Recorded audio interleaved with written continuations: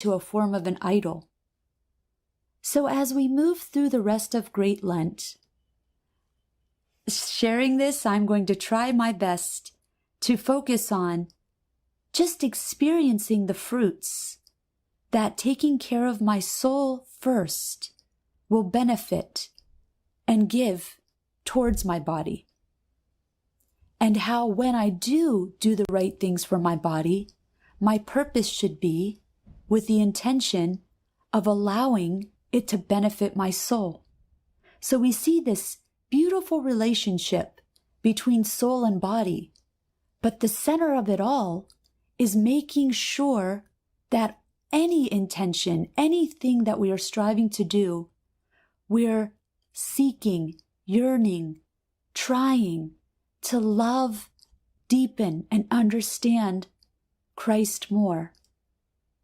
And so as we have these beautiful seasons outlined for us throughout the church, let us allow them to guide us to yet another joyous celebration of Pascha, where we see Christ choosing to resurrect us from the old to the new. Food, Faith, and Fasting with Rita Madden. Rita Madden is a registered dietitian who finds inspiration in the great role that the Orthodox Christian faith plays in her modern-day healthcare profession. Please note that the information contained in this podcast is not intended as a substitute for professional medical advice. Rather, it is provided for educational purposes only. This has been a listener-supported presentation of Ancient Faith Radio. Glory to Jesus Christ, glory forever. You're listening to AncientFaithRadio.com. He will be a staff for the righteous with which for them to stand and not to fall. And he will be the light of the nations and the hope of those whose hearts are troubled. All who dwell on the earth will fall down and worship him, and they will praise and bless and celebrate with song the Lord of spirits. 1 Enoch chapter 48, verses 4 through 5. The modern world doesn't acknowledge, but is nevertheless haunted by spirits, angels, demons, and saints. In our time, many yearn to break free of the prison of a flat, secular materialism, to see and to know reality as it truly is. What is this spiritual reality like? How do we engage with it well? How do we permeate everyday life with spiritual presence?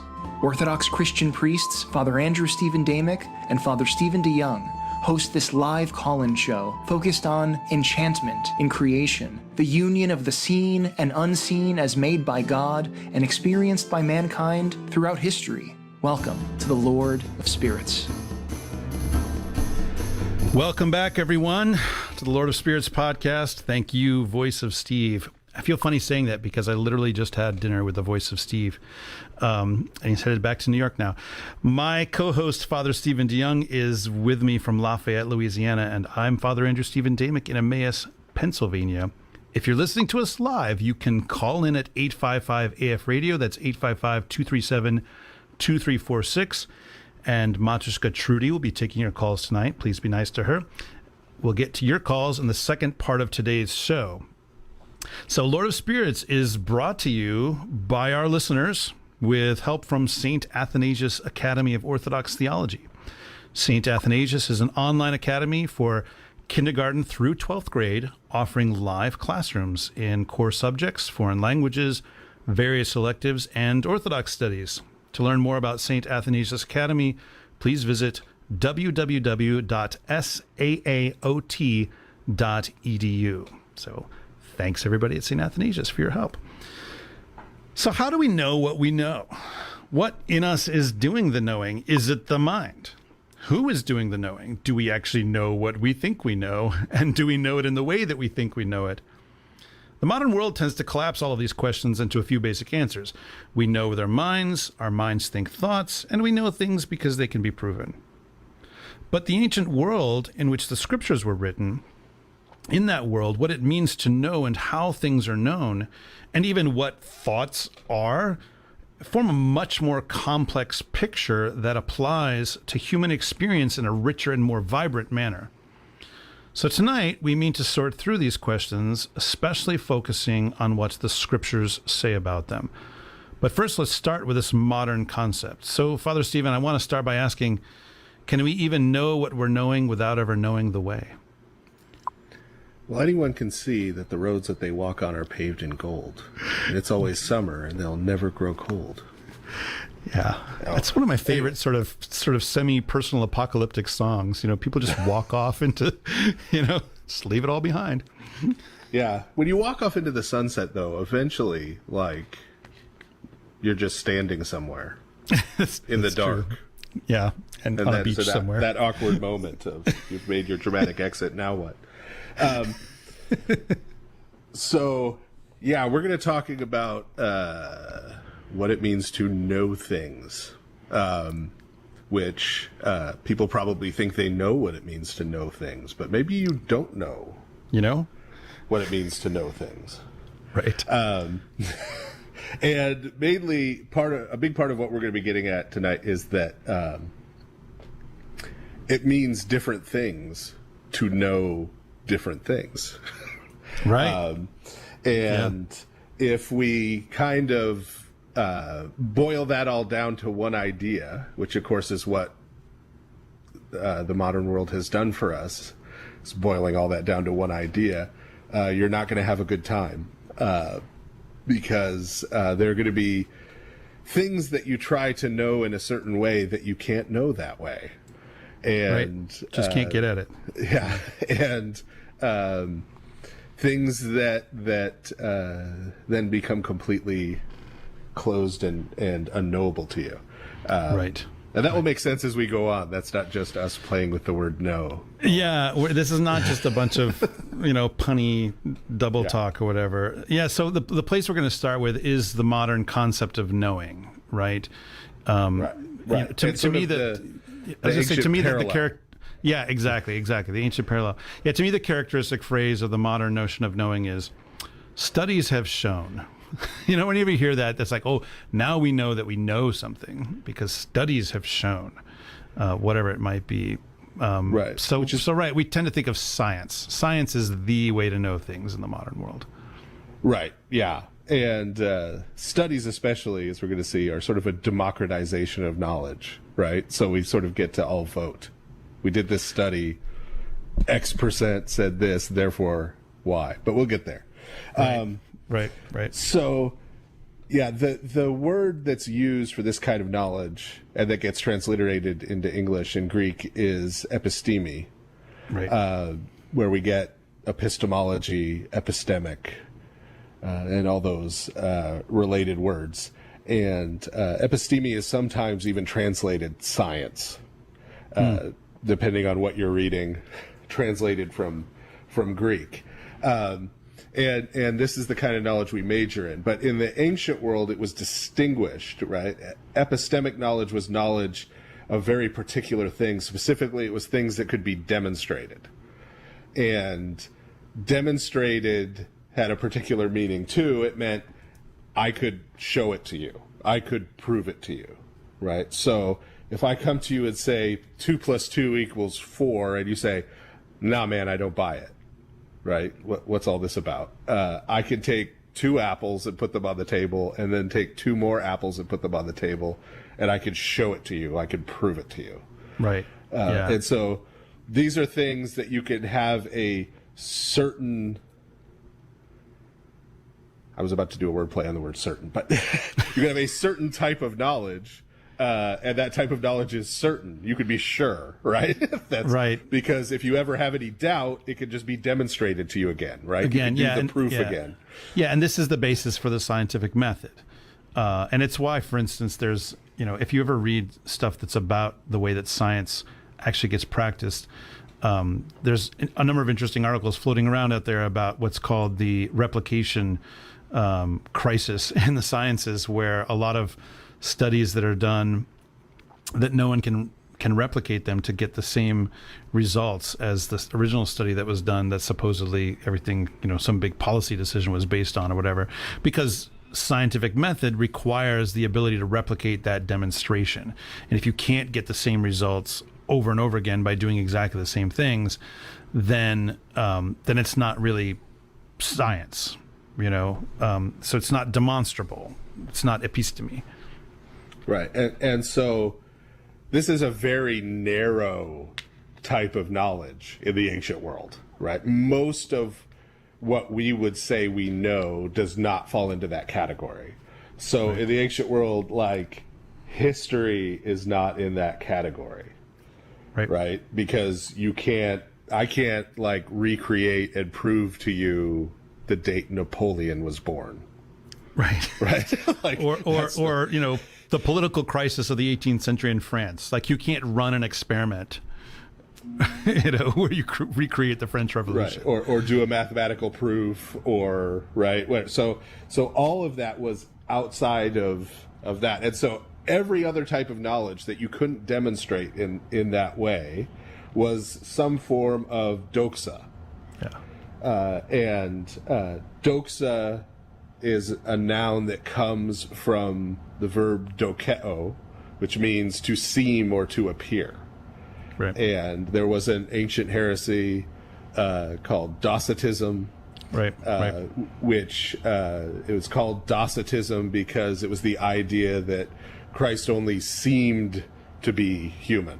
Yes. This was these were some of the enemies of our old pal Saint Ignatius of Antioch. Right. He looked like a man, but he was not actually a man. Yeah, that was their claim. Idea. So that's this idea of seeming, and so doxa really conveyed that it was an appearance, it was a viewpoint, right. It was a perspective, and so based on that, anything within that realm was going to be something that you established sort of based on testimony. You would collect the testimony of people with various viewpoints on an event, a happening, an idea, right? And then you would sort of compile those, right, to get a sense of it. But you could never demonstrate it. You could never prove it. Right. And this, by the way, to annoy a bunch of people. This is going to be one of those things that, see, I'm not on Facebook anymore, so I won't have to read all the people trying to challenge this when they get upset. Father Andrew will. It's true. The doxa in Orthodoxy is this doxa. Yes, it's the doxa of opinion or of seeming or viewpoint or perspective. The right viewpoint, the right perspective, the right, that the right opinion. That's what Orthodoxy means. The word for glory is related to this, actually, because glory, you can see how the idea of glory is related to the idea of appearance, right? Yeah, or of reputation. Right.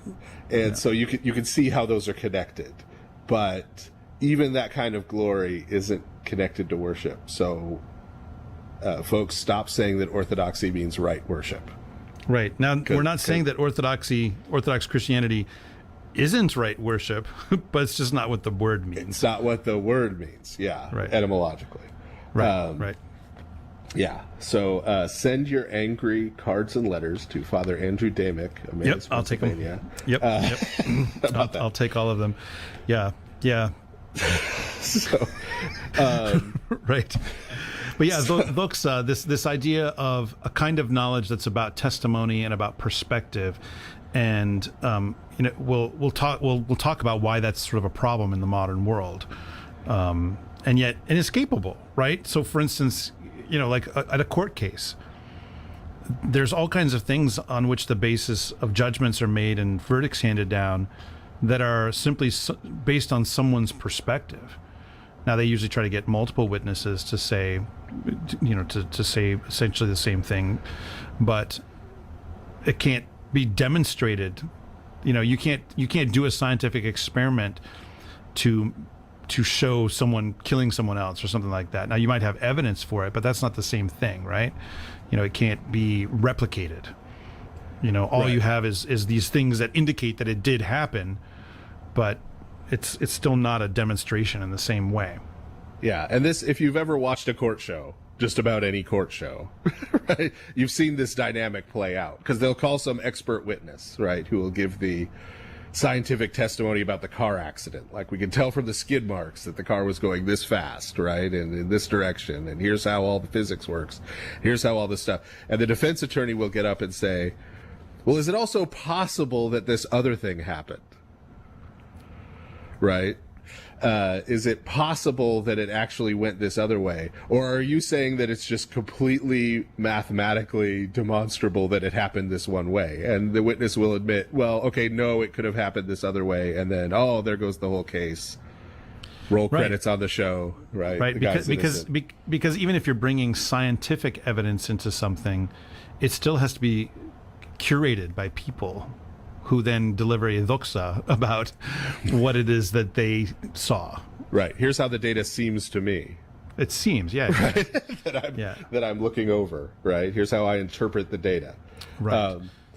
And we have a clear idea of this, right? Like, I don't think anything we just said about data having to be interpreted would be controversial. But some of our friends 150 years ago approached things a little differently, especially in Germany. Is this 19th century German scholars again? Yes, this is 19th century Germany. And it bled out all over everywhere. But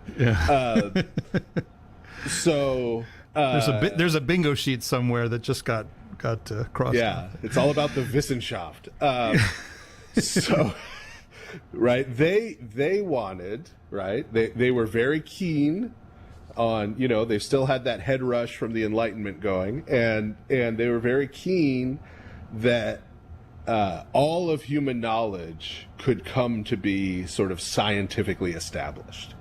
Right. And so that means we can make everything a science, right? So you get the idea of political science, right? Not politics the way Aristotle did it, right? When Aristotle wrote his Politics, he went and got the constitutions of Athens and a whole bunch of other cities and compared them, right? Like, evaluated them and interpreted that data. He was not claiming to have some kind of mathematical science, but no, we're going to do political science now. And history, as we've talked about before, was seen in this positivist sense, as a science. And just to take another shot at Hodge at Old Princeton, right? You read the preface to his systematic theology, and he directly says, you go to the Bible and you get the data. You get these logical propositions, right? You get proposition A, proposition B. You use your logic, right? A, B, therefore C, C, D, therefore E. You construct these logical chains. And so for Hodge, his 19th century Presbyterian American Calvinism was as firmly established as the laws of physics and just as demonstrable, right? Right. And now we look at that and kind of laugh, or at least I do. But right. But that was the idea.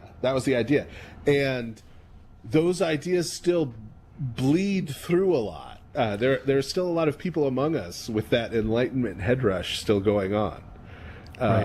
Right. You get these, I'm an atheist. I only believe in science folks who want to come and tell you that Jesus never existed because there's no evidence, because they're trying to do history by way of science. Right. And the problem, of course, is that it's a reduction in terms of what human knowledge can be.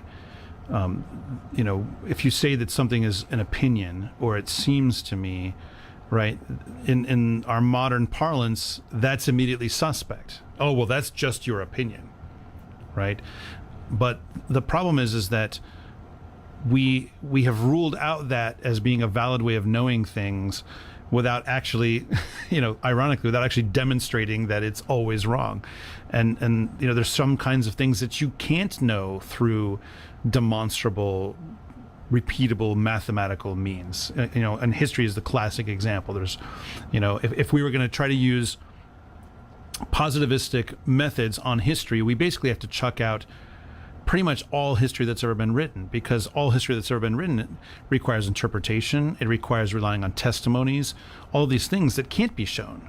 in those ways. So if we're going to be truly consistent and say we only believe in things that are truly demonstrable in this kind of mathematical, scientific method kind of way, then we have to throw out a whole lot of human knowledge, culture, all kinds of things, and the problem, of course, is that it's not actually congruent with human experience. Human experience knows that there's ways of knowing that are not about these sort of scientific processes. We're not putting down science by any means. It is a valid way of knowing the things that you can know by it, but it doesn't give you knowledge of everything. It can't. So the shift that occurred is that this idea of the doxa, the things that are based on perspective and testimony, in the ancient world were regarded as just as much knowledge. Now you treat them in a different way, as than you do demonstrable knowledge, but it is still a kind of knowledge that can only be gotten in certain ways that can't be gotten through scientific or mathematical kinds of means. So yeah, that's the problem is that we now have this idea that that's not real knowledge, except in certain limited kinds of frames. Like a courtroom is another one, is a great example, like we gave before. You can't very well have a trial without testimony, if it's about anything really important. So we accept that, but in our daily lives we accept it. Someone says something to you about something else. Do you say, well, you have to show that to me, you have to demonstrate it for me? But there's some things that can't be demonstrated. It just can't. And no one lives their life that way. Yeah, there's no way. Like, you don't go and master mechanical engineering before you get in your car and start it because you want to make sure it's safe. And you have to have it all laid out to you, like exactly the safety structures and the tensile strength of the panels of the car. Or do stress tests on the road that you're about to drive on, every foot of it. It becomes... Yeah.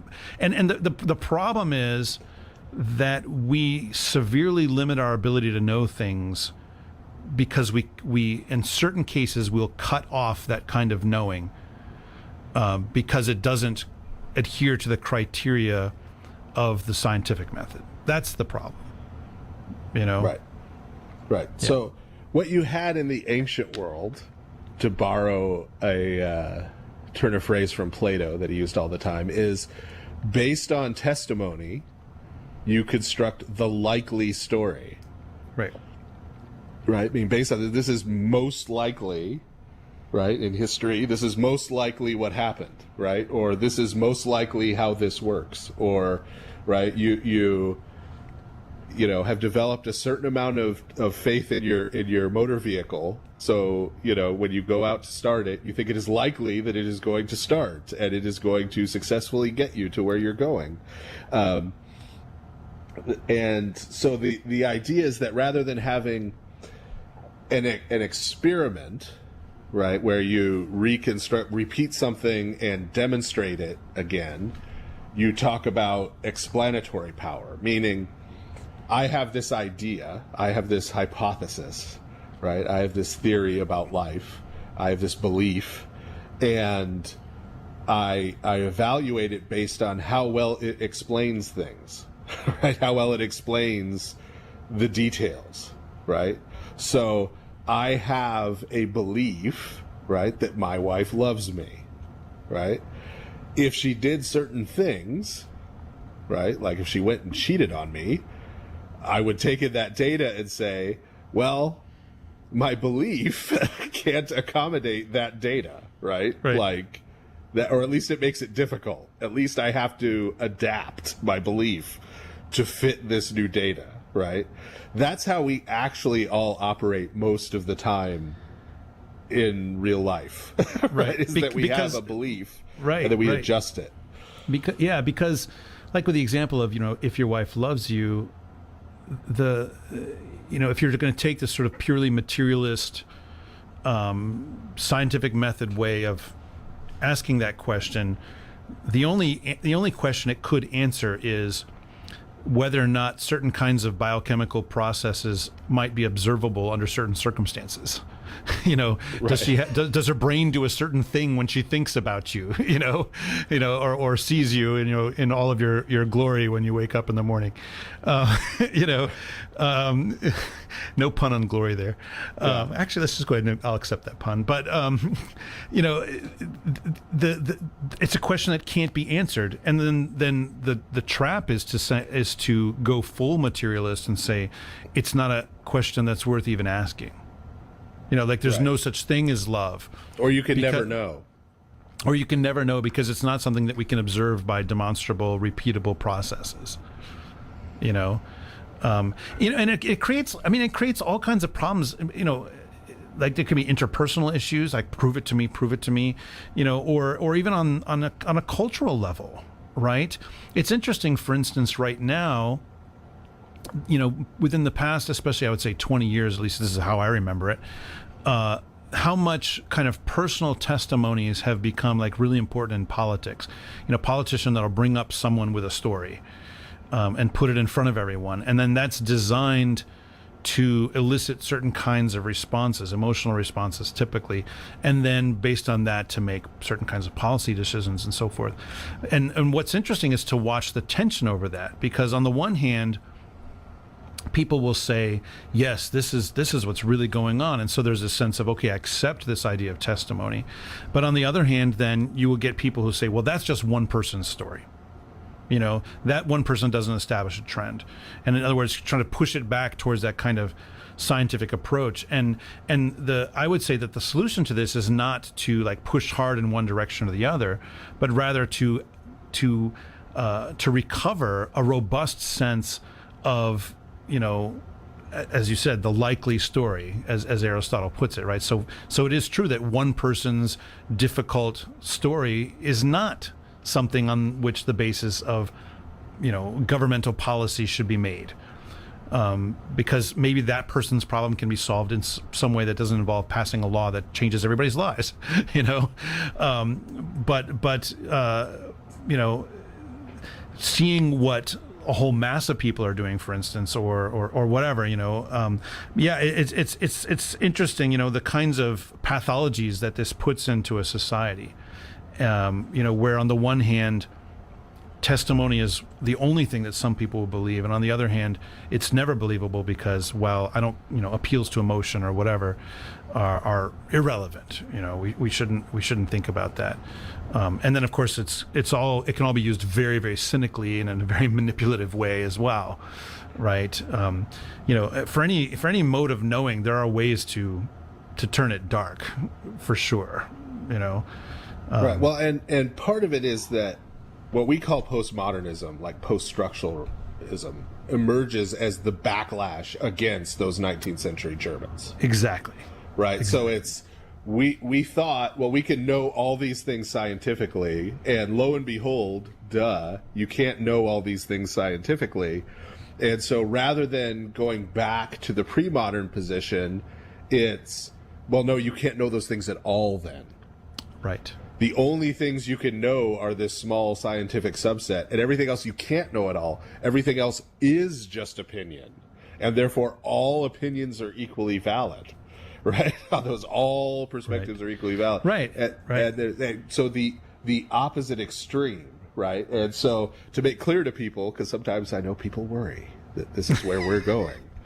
This is not where we're going. The rest of tonight is going to be about the ways that we know and truly know, just as much as you know those scientific things, you could truly know all those other things. You just know them a different way, right? Right. Not in the same way. Yeah. So nowadays we have this notion of objective knowledge versus subjective knowledge. And objective is this demonstrable stuff, and subjective is kind of everything else. And of course, and then that means it can be dismissed. Well, that's just subjective.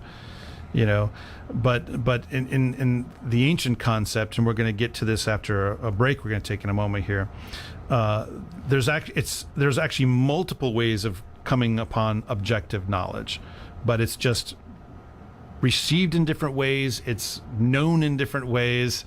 It's just a much more complex and rich picture, which is great. We don't have to live in a world where everything is either fact according to a certain set of narrow requirements, or that's just somebody's opinion. Right. You know? And yeah, to go a little deeper into that, right? The way we use objective and subjective is completely wrong, right? You have never known anything objectively. Right. No human has, right?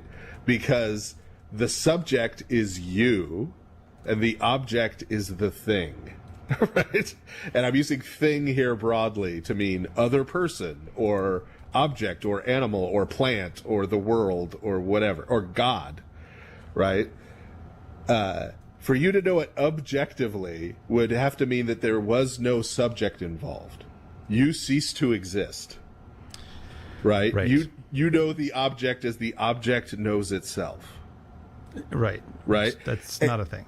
That you know the essence of the other person or the other thing or of God. Not going to happen, right? Right.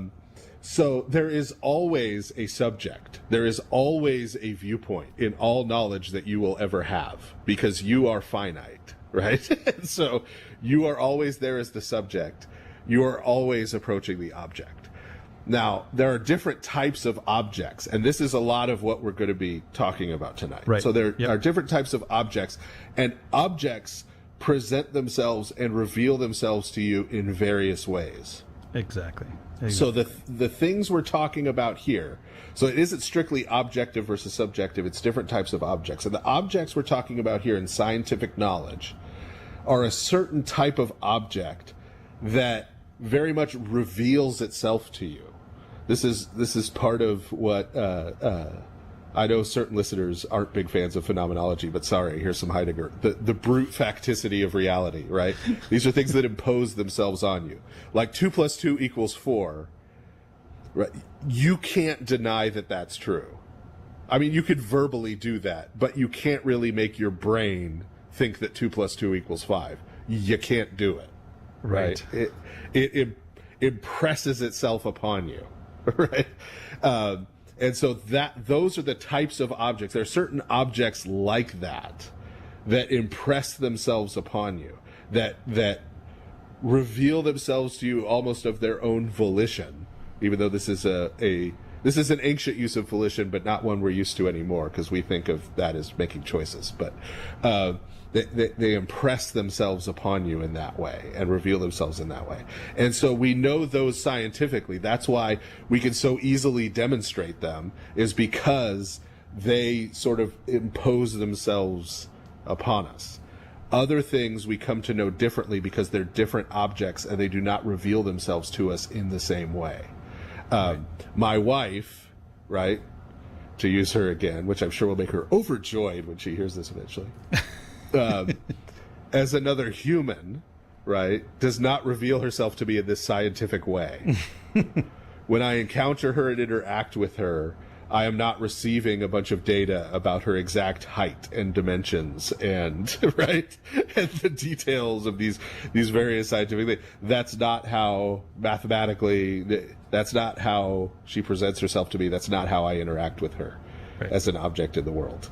That is how I interact with numbers, right, and shapes, that kind of thing. Yep. All right. Well, that said, we're going to come right back in a few minutes, and we're going to talk about the various ways and kinds of things that can be known, and we'll start to take your calls. So we're going to go ahead and go to break, and be right back in a second. Father Andrew Stephen Damick and Father Stephen DeYoung will be back in a moment to take your calls on the next part of The Lord of Spirits. Give them a call at 855-237-2346. That's 855-AF-RADIO.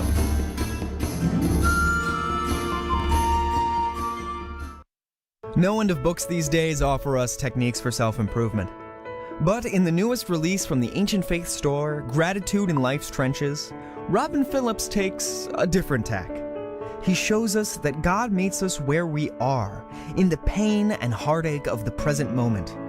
Instead of looking for a way to escape from hardship, we can cultivate an attitude of gratitude, peace, and self-acceptance that will transform our experience of suffering. drawing on his own experiences and his work as a consultant in the behavioral health industry, as well as stories of saints and sufferers, teachings of the fathers, and recent discoveries in neuroscience. Phillips shows us that the journey to personal well-being is one we can all travel, regardless of the hardships we may face. To find this book and others like it, you can go to store.ancientfaith.com. Again, that is store.ancientfaith.com. We're back now with the Lord of Spirits, with Father Andrew Stephen Damick and Father Stephen DeYoung. If you have a question, call now at 855-237-2346. That's 855-AF-RADIO. Thank you, Voice of Steve. I feel like I just saw you. Welcome back, everybody.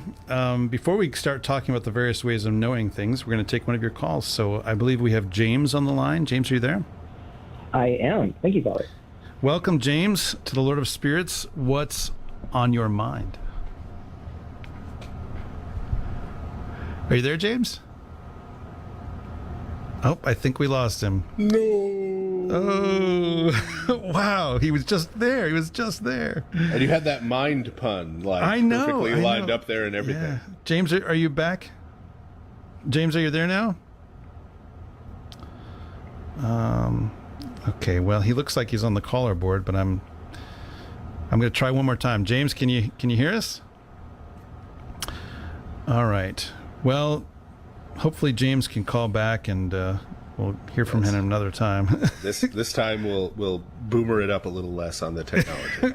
Exactly. Answer your question. I know. I thought that "What's on your mind" joke was a really good one. So okay, all right. Okay, I'm just being told to try again. James, are you there yet? Oh man. All right. That's okay. Live radio, everybody. Yes, it is. It is. All right. So, okay. Well, there's lots of different ways of knowing. So let's start rolling through. Our kind of catalog here. The first one that we have is about moral reasoning. I mean, is that really a way of knowing, or isn't that just a way of like arranging the facts and figuring out the right thing to do? So what's that all about? Yeah. So moral reasoning, or sometimes if you're using old, this is the Greek term here would be phronesis, which is sometimes in your old English translations, not Old English, but older English translations, translated as prudence. Prudence. Dear Prudence. This is in the Old Testament in particular, this is the kind of knowledge we're talking about when we talk about, for example, the knowledge of good and evil, right? Knowing good and evil. So like in Genesis chapter 3, right? Right. And other places.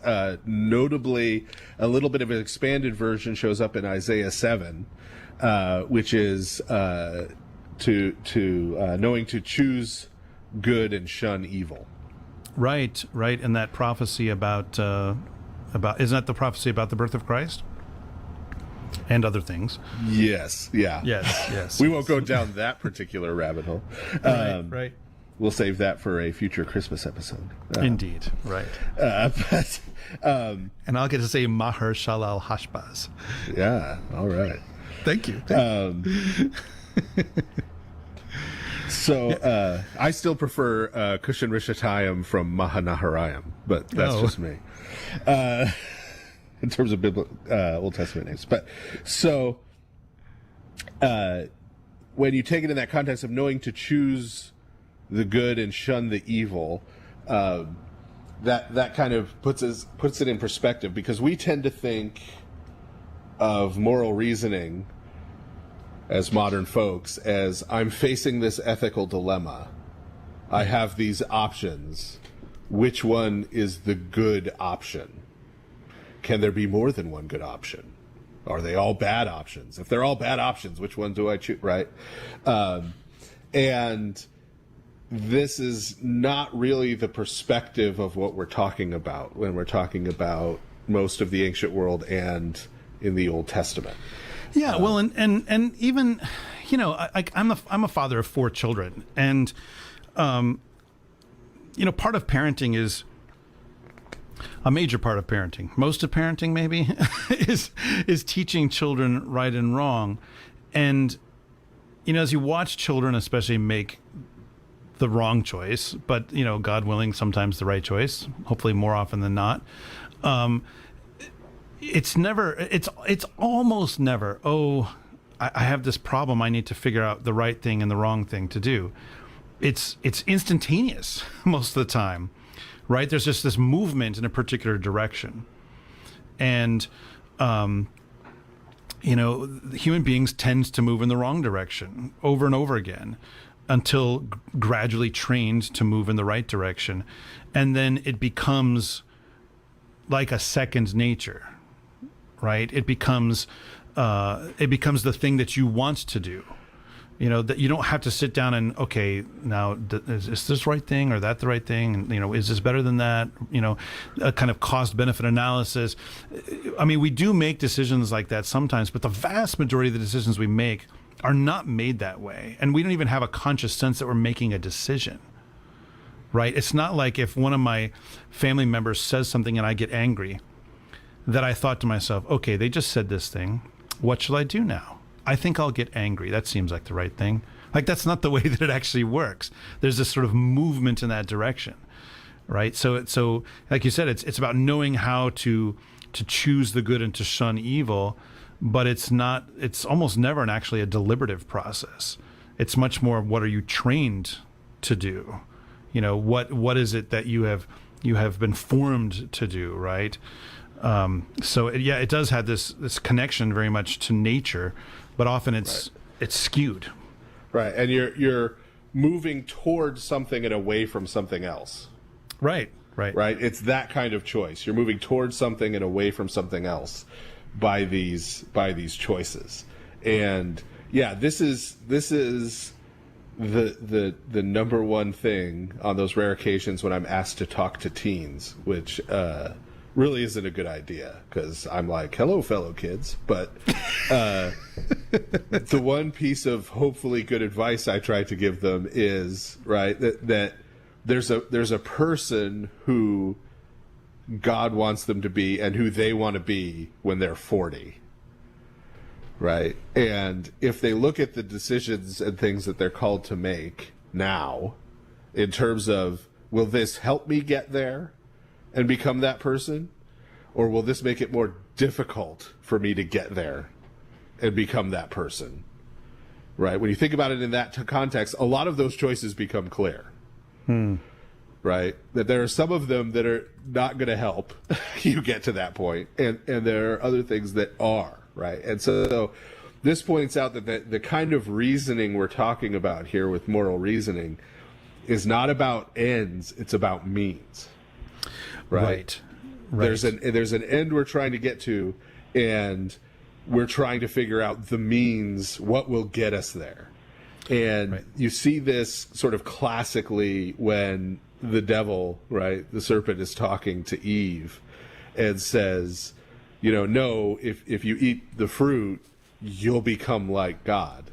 Right, knowing good and evil, right? So Eve wants to become like God. God has a way for her to become like him. It's not eating the tree. Right. And so it's her then taking this other means, her seizing this other means to try to get to that end. Right. Yeah, I mean, and likewise, to bring it back to the parenting analogy or example, really, I want my children, for instance, to be respectful to their mother, right? That's the appropriate thing for them to do. They're being disrespectful. I could yell at them to be respectful to her. I could threaten them, right? Those are means towards that end. Or I could train them by showing them what it's like to be respectful to her, by, helping them restrain themselves when they're being disrespectful, and the truth is I want the same thing at the end, but there's one means that actually is going to get me, there might be more than one. There are means that will help me get there. And then there are means that feel right in the moment that are not going to help me get there. What I would be teaching them by threatening them or yelling at them is, you should be afraid of your dad. That's the end that will come from those means. Right. And your kids do love their mother, right? Like they actually do love her and want her to be happy, right? And want to honor and respect her. They just don't always know how to do that. Right. They just don't always know how to get there. And yeah, so this is then tied directly into, for us, human nature, right? The directedness of our being, the purpose for which humans were created, which is to become like God, right? That's what humanity is created for, what we call theosis, right? And so when we sin, pretty much all sin, and this is where the Orthodox understanding of sin as the passions comes from. All of these sins are ways that humans try to become like God, or just become God, right? Or set themselves up as gods. Apart from actually coming to know God, right? There are these other attempts, right? Whether it's pride, just elevating your own ego to that point, whether it's amassing wealth and power, whether it's becoming beloved by other people, whether it's through pleasures of the body of various kinds, whether it's trying to become immortal in some sense, to stave off death, but trying to do it under our own means, right? It's power. It's the exact. We're reaching for the tree of the knowledge of good and evil once again. We're grabbing for the fruit rather than doing what is needed to be ready for the fruit. I've been having conversations with friends lately about, especially people who are doing ministry in a way that puts them in the public eye, and one of the observations that I think is really, really apt is that if someone's sort of success outpaces their character, then they're probably doomed for some kind of spectacular fall. And it's exactly this kind of thing is that if someone's not ready for for instance, being well known or whatever it might be, then it will destroy them. They're reaching for, as you said, they're reaching towards godhood, towards being like God, but they're actually reaching in the wrong direction, and so they end up becoming demonic instead. As you mentioned, this is the basic for our ascetical theology about redirecting the passions, right? The desire, for instance, for immortality is a good desire. The desire for love is a good desire. These are good desires, but when we try to short circuit the way that God has given us to arrive at those things, then it becomes very dark and can be very harmful to other people and definitely harmful to ourselves. Right. And it's interesting how much literature is based on this idea, right? That the quick path, the easy path, the path to instant power or celebrity, whatever, is the destructive one. Right. But what's funny is that while these are the stories that we're telling each other, the stories that we're selling each other, get rich quick, take this pill, it's going to change everything. Solve this problem with with this one weird trick. It's funny. We do both things at the same time, and we wonder why we're so sort of kind of conflicted and function in this kind of like a multiple personality disorder sort of way. We're very fragmented, and I think that's why good stories are so important, is because they help to form the taste of the person. Like to me, one of the most important things, and I know I keep coming back to parenting, but I think this is so, when we're talking about moral reasoning, I think it's a great place of application. One of the things that's so important in my family is to give our children really good stories to read so that they have a sense of what it means to choose the good and what it means to shun the evil and what happens when you do those things, so that when they then encounter a situation that's analogous in some way, that the narrative that they have in their mind is a good one, and then they live into that narrative, having already been formed by that. So there's so many ways that this is applicable, and I think the beauty of it is that by seeing clearly what it is we're trying to attain to, and knowing that there is a way given to us to attain it, then it becomes, I don't want to say easier, but at least it becomes clearer how we should live, because so many people, I tried this, but I'm still not happy. I'm still not content. I'm still not at peace, or whatever it might be. I'm still not satisfied. Well, of course not, because those things can't do that, Yeah, they can't actually make you like God. Yeah. Yeah. And that end, that purpose, that telos is built into us.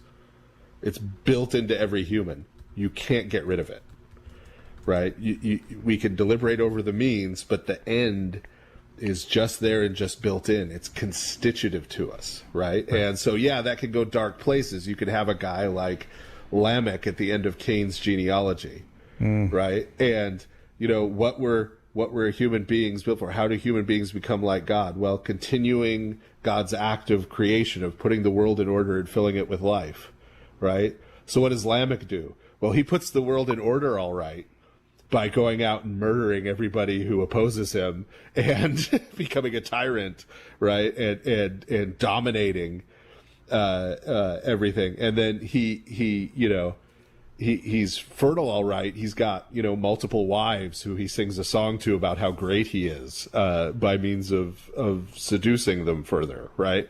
That's how he's presented in the scriptures, right? So these things can turn bad. And in that boasting, what does he say? He says, well, God said he was going to avenge Cain sevenfold. Well, I avenge myself on my enemies 7 times sevenfold, right? So again, setting himself up as, I not only like God, but better, right?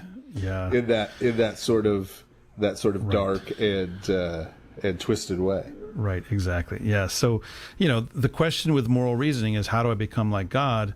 There are the ways that he gives us to get there, and there's lots of bad ways to get there that don't actually get you there. So, all right, well, there's some more ways to know things. But before we move to the next one, God willing, James has gotten back in touch with us. So, James, are you there? I am, Father. Yes. Okay. Speak to us, James. Speak to us. Quickly. Before I was talking to this, so I've been thinking about the Nous and our spiritual bodies in similar terms, like with the episode on Hades and the mountain of God being richly present in liturgy or in the tabernacle on Mount Sinai, etc. And so I was thinking of it in context of, well, they talk about the Nous or our heart being where our, sort of like where our physical heart is. Like when I read some of the stuff on hesychasm, I go say, like, you want your awareness to be at your heart, but don't let it drift lower, because that's where the passions reside. So I was wondering if there's like a similar idea where there's a ritual intersection of our spiritual location of our passions lower in our bowels, and then our heart, our Nous, higher up, closer above our heart. And I wonder if I'm on the right track with that. And then also, as a coach, I work with personality a lot. And I've always wondered, where does personality fit into all of this? On that first question, it's interesting. If you read, pre-modern literature, there's various ages where the concept of where the seat of emotion is moves around in terms of the way that it's conceived in the body. Right. So like in the modern world, we tend to think that emotions are in the hearts. You feel things in your heart. Right. But there's a lot of medieval texts where you feel them in your kidneys. Right. That's where, the feelings are. And of course, as you move around to different parts of the anatomy, there's all kinds of jokes you could make about where the real center of the human person is. But yeah, I mean, I'm not an expert on this kind of ascetical literature about, the mind descending into the heart. And I think as this, but I do think as this episode proceeds, and we actually, this is classic Lord of Spirits. We don't ever start where we say we're going to talk about the Noose, but I think that'll become clear as we go. But I mean, we don't want to leave you totally hanging since you finally did get through. God bless you. But yeah, I think part of the idea of the mind and the heart is it's really about focus for what it is you're taking into yourself, right? And even though there's not, I don't think, and I don't know, Father, you can correct me if I'm wrong with this.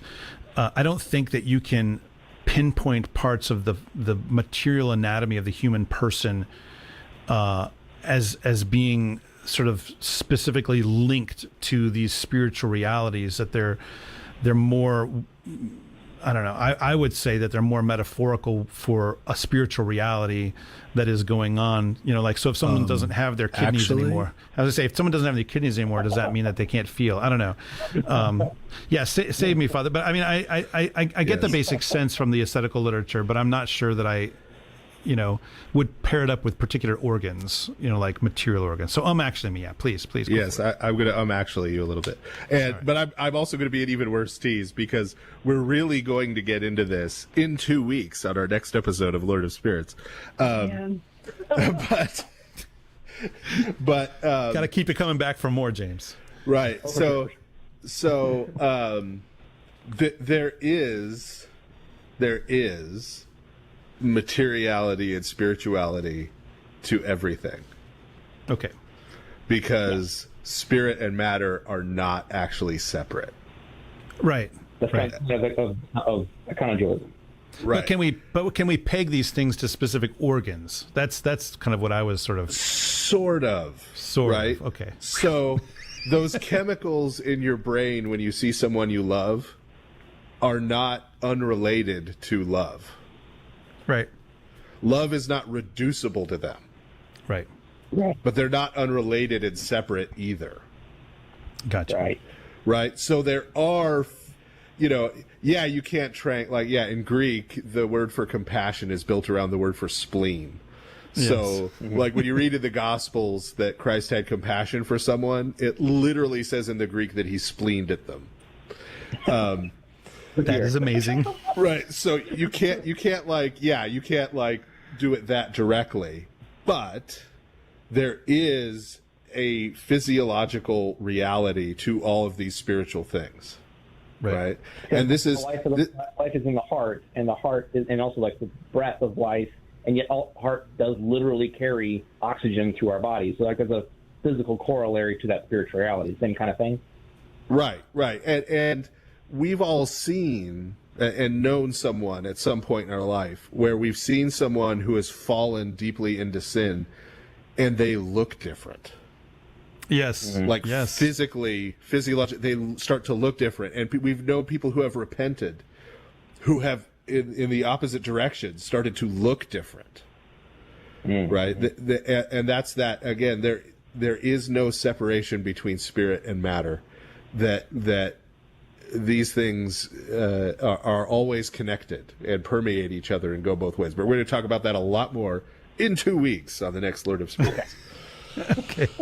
Does that help at least a little bit there, James? That does help a lot. Will the personality aspect possibly be touched on next episode, or does that fit more with this one? Because I thought of personality as like a lens of perception, so that kind of how we perceive the world through this lens, rather than like an identity, like a lot of people seem to say. And I wonder if that fits in this episode more as far as how you perceive truth. Yeah, we're not going to get into that next time for sure.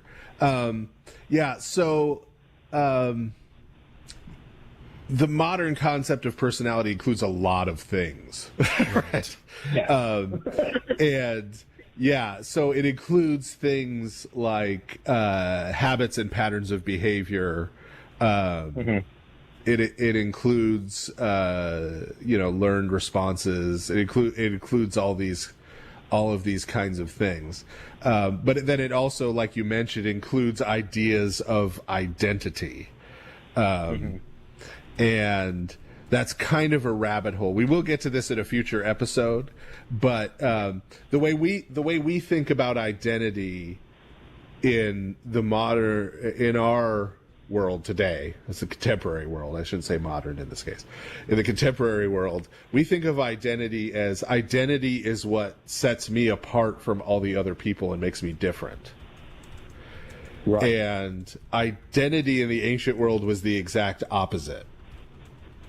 Identity was like an onion or an ogre. It had layers. And it was these layers of belonging, right? So it was your family and your trade guild and the city and place you were from and the community, right? This is why we know all these people. Like, everybody refers to Thomas Aquinas as Aquinas. That's not his name. That's the city he's from. Yes. You're calling him of Aquino. Right? But we read that as if it's a last name, right? And many of the saints have the place where they're from, because that's part of their identity. The community they're part of and where they're from, right? That's part of who they are, right? And so identity in the ancient world was composed of all of these things. They were all of the things that connected you to other people and places and realities and things. And so, yeah, we have kind of an inverted sense of identity, and I think that affects how we view personality too, where we tend to look at personality is what sets this person apart from other similar people, right? Rather than seeing it in that context. Yep. So, yeah, going further into that might be too much rabbit hole for this episode. It whets my appetite for future episodes. I will. Yeah. There you go. There you go. All right. Well, thank you very much for calling, James. We're glad you finally got through. Okay. So, we have another caller, and we have a question from Troy. So, Troy, what is on your mind? Hello, fathers. Can you hear me? Yep, we hear you. Yes, sir. Oh, great. Thank you for having me on. My question is, so when you were talking earlier, since we are subjects, we don't have access to the objects of knowledge. Does that mean there's a similar distinction in how we know other people or angels to the essence energy distinction with how we know God? Yes. Yeah, yes. Yeah. I mean, I recall, when I was, and we don't just leave it at that, although it's always great to get one of those monosyllabic yeses from Father Stephen, or the no is very good as well. But I recall when I was in seminary and we were talking about this question of essence and energies, that Dr. Busalis, who was the patristics professor at St. Tikhon's at the time, great professor, he, someone said, wait, because we were talking about anthropology, about human beings. And someone said, wait, so you're saying that God in his essence is unknowable, but he's knowable in his energy is okay. In human beings, it's the same? Essence unknowable, energy is knowable. And he gave, just like Father Stephen's like, yes. and it's, but think about that, right? You don't know, I mean, this takes us back in some ways, you don't know what it's like to be a bat. You don't know what it's like to be another person. You can't know that person in their essence. You can't even know their experience of themselves, right? All you know is your interactions with them, right? You know the way they look, you know the way that they sound, you know what they have said to you and done with you, you know what their reputation is, all of these things are part of that, right? Now, you wouldn't say, because you don't know what it's like to be that other person, that you don't know them. You do know them, but it's the kind of knowing that you have. It's the knowing that you participate in, right? You can't know anything because only God knows things in their essences. You can't even really know your own essence. You know what it's like to be you, but God knows you on a level that you don't even know yourself, right? Yeah. So yeah, it's true. That human beings likewise are participable in their energies, but their essence is off limits, just not accessible. Any actuallys there, Father Stephen? No, that is great. Yeah. You don't know what it's like to be a bat or a tree or a raven or a writing desk. Yes, thank you. Lewis Carroll. All right, does that make sense, Troy? Yes, thank you. That's very helpful. Thank you, fathers. Great, excellent. Yeah, you never know just how you look through other people's eyes. Indeed. All right, so moving on, we've got another kind of knowledge, and this is one that should be very, very familiar to modern people, and that's what in ancient Greek is called techne, but we could translate it as know-how, and it's the origin of our modern English word technique, right? Right. And also technology, though people jump to what we call technology a little too quickly. A little too quickly. Right. It could be like, I know how to work, I know how to drive my car. It doesn't mean I'm a, computer scientist or an engineer or whatever. Or I know how to brush my teeth. I know, like, it's this kind of, I know how to, whatever it might be. It does connect with technology, but it's right. We use technology to refer to like digital technology. Right. And right. I'm sorry to any Amish people who might be somehow listening to internet radio. I guess I don't have to apologize, but everything is technology. Right. The buggy was high technology at one point. Yeah. Human activity. Right. The things that we make on your coat were technology at one point. Right. The coat, slacks. Right. These were all. Right. At one point, these were technological innovations. And this has come up a lot for Lord of Spirits listeners because, of course, we talk about the dark gift of Techne to Cain and other people throughout time that were given this knowledge by demons. And so occasionally we get this question of like, okay, well, which kinds of technology are demon technology? The idea that we shouldn't touch that because that came from demons. So it's very much an ongoing concern, and so this will be an opportunity to kind of talk about some of that a little bit more. Right. Because, and now this kind of technique it expands even beyond even those examples I just gave of technology, right? Because we're also including with this, things like handicrafts and sculpting and art, poetry, and music, right?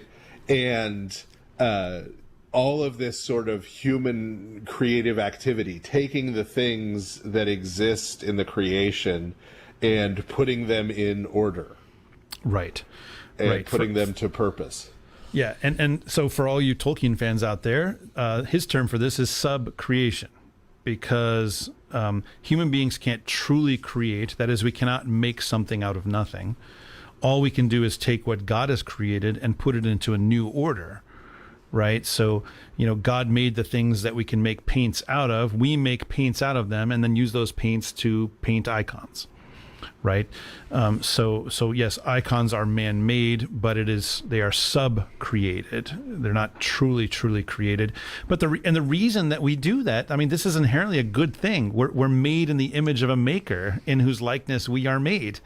So, we are made to be makers. We're made to make stuff. So, it's a good impulse that we have to want to do this.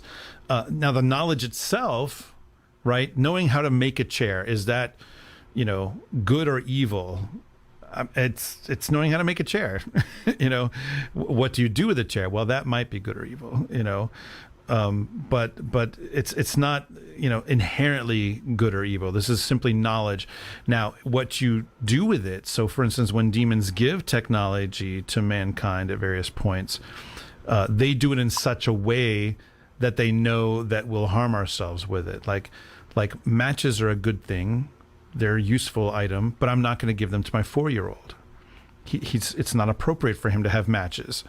Now my 14-year-old, if I give her matches and tell her to light a candle, then she has done a good thing with the morally neutral knowledge that I gave her. But she did a good thing by obeying her father, by making light.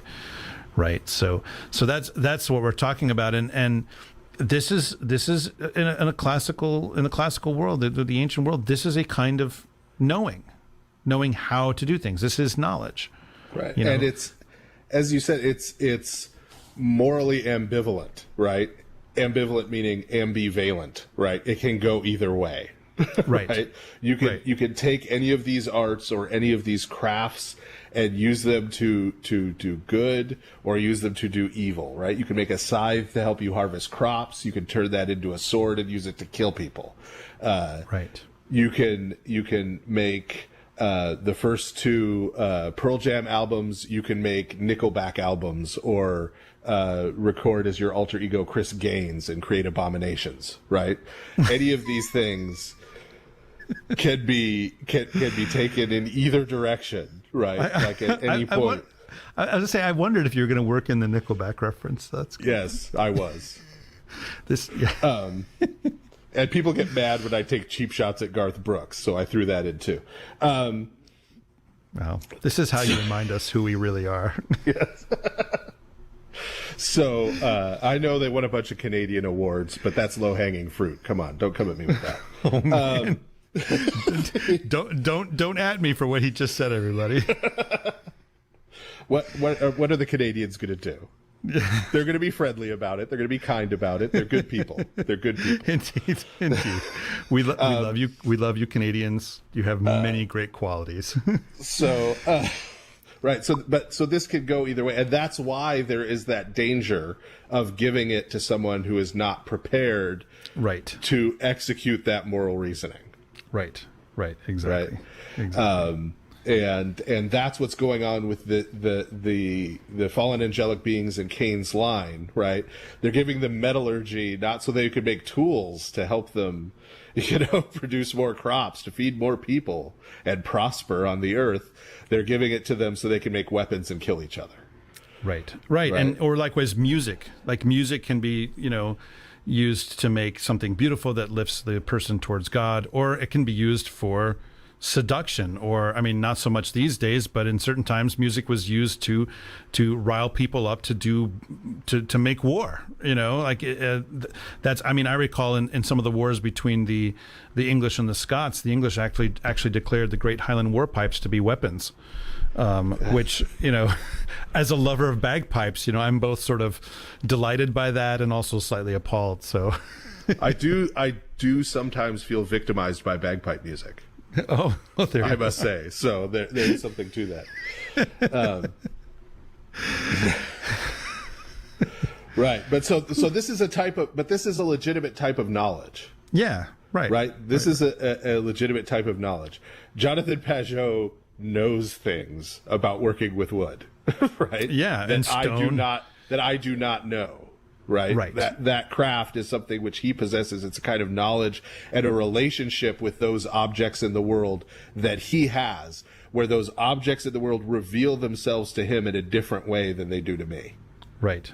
This is arts and crafts, also, artisans and craftsmen, right? This is making things. And there are people, I'm sure some of you listeners are really great at making things. And some of you are not so great at making things. I'm on the not so great at making things line, at least in terms of what people might normally think of as art. Now, I make podcasts. You could make a lovely kind of macaroni picture, like for a Father's Day thing or a Mother's Day thing. That seems up your alley to me. I'll have to try that. Okay. And the main reason I mentioned Pajot there was, again, I'm trying to get back in with the Canadians after yes, my that's slander. true. Yeah, that's true. After William Shatner, he is the world's greatest Canadian, possibly. Yes. What do you think? Yes, there we go. Okay. Yeah. Definitely the greatest Jewish Canadian. Number 2, Leonard Cohen. There you go. Just for the record. So this brings us to our penultimate way of knowing. Right. Which is wisdom. Yeah, and it's great that we just mentioned Jonathan Pajot, because this will really appeal to the Pajovians out there. This section of the podcast. It's almost like I planned a segue. It might well have been. Yeah, and this is in Greek. This is Sophia. In Hebrew, this is a whole bunch of words. Which was news to me. Do they have shades of meaning that are different from each other? Yes, right. But they're shades. This is, I think, this is sort of the indigenous people in Alaska and Canada have 7 or 9 words for snow kind of thing, like. Yeah, although some of that's urban legend. Early Semitic languages have like all these different words for variations of wisdom. Okay. One of my favorite, which is chacham, But sometimes I think Hebrew should be Flemish, really, based on they have 6 Nice. consonants that make roughly the sound. So Yes. Yeah. So wisdom is, and here's where all the Pajlovians will love this. Wisdom is the patterns built into creation. well, yeah, wisdom is knowing them, discerning them, Knowing them, yes. perceiving right, exactly. them. Yeah. Right. Exactly. That there are within the created order, and as we've talked about, God creates by setting things in order. Right. Right. That's what the creation story in Genesis 1 is. So since he creates by setting things in order, that ordering, right, is perceptible to us, right, in varying degrees, right. But that way of knowing, that way of perceiving it, that's what we're talking about when we're talking about wisdom. And that order built into creation is also connected to the idea of justice, which is why wisdom and justice are always kind of aligned in the Old Testament. Now, would this be the kind of thing, like, for instance, astronomical observations or ecological? I mean, like, is it even on that level? Right, all of that. That's why in Proverbs you get the "Go to the ant, thou sluggard," right?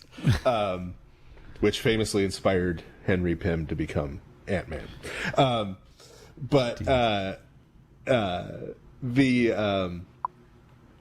So you look at ants and you perceive something, or when Christ points and says, "Consider the lilies of the field, Right. consider the birds of the air," right? It's pointing to these patterns in the created order, Yeah. right? And then revealing them about the way in which, if the whole creation is ordered in this way, then that also applies to humans and human life and the human soul and the order that should be reflected there as well. Yeah. Right. And it goes downwards in that way, and then it also goes upwards back toward God, who put the order there. Right. And understanding it in this way is much deeper than the kind of the sort of proof that's sometimes given for the fact that God exists. Oh, look at the creation, look how beautiful it is, that must have been made by somebody. Like, that's true, right? That's true, of course it's true, but there's something much deeper there, that's related to real attention being paid to what's going on in creation. A much deeper sense of that than just simply a kind of aesthetic appreciation for what you see and hear and smell and so forth. So the wisdom, the logic of creation itself is something that's knowable and worth knowing, and does lead you to God. I mean, this is the idea, right? That that the stars preach the gospel, right? Right. You see this in both Romans 1, right? In Romans 1, where St. Paul is talking to the Gentiles about how they had knowledge of God before the gospel came to them. When he talks about how the invisible attributes, it's usually translated in English, of God were made plain in the created order, right? In the creation, right? That they could have looked with wisdom and discerned, right, those patterns and come to understand who God was. And then also in Romans 10, where he's talking about, again, how they could have known the gospel before the gospel came to them, by saying that, as we talked about back in our Christmas astrology episode, that was written in the stars of the heavens, right. that these patterns were there for wisdom to discern. And when in those passages in Proverbs and elsewhere in the wisdom literature of the Old Testament, where Christ is identified as wisdom, it's always in tandem with his involvement in creation, right? So the second person of Yahweh, the God of Israel, is involved in creation and is serving this function of wisdom. And this then gets developed through, St. John's use of logos in the prologue of his gospel, into what we see later in patristic theology, St. Maximus the Confessor being Exhibit A of the idea of Christ as logos, and then the logia of creation, right? Yeah. The structures, the patterns, the order in creation that leads back to the Logos. Yeah, and I've read some of those passages on from St. Maximus, and I see people talk about them a lot on the internet. And a lot of it's kind of bewildering, like I've seen a lot of weird things that are said about them. So I don't know. I mean, could you give a brief summary of exactly what he's, I mean, really, right? Just to lay this out, because it's one of these things that gets talked about all the time, or at least in the stuff that I read. But could be, I don't know, can seem very esoteric.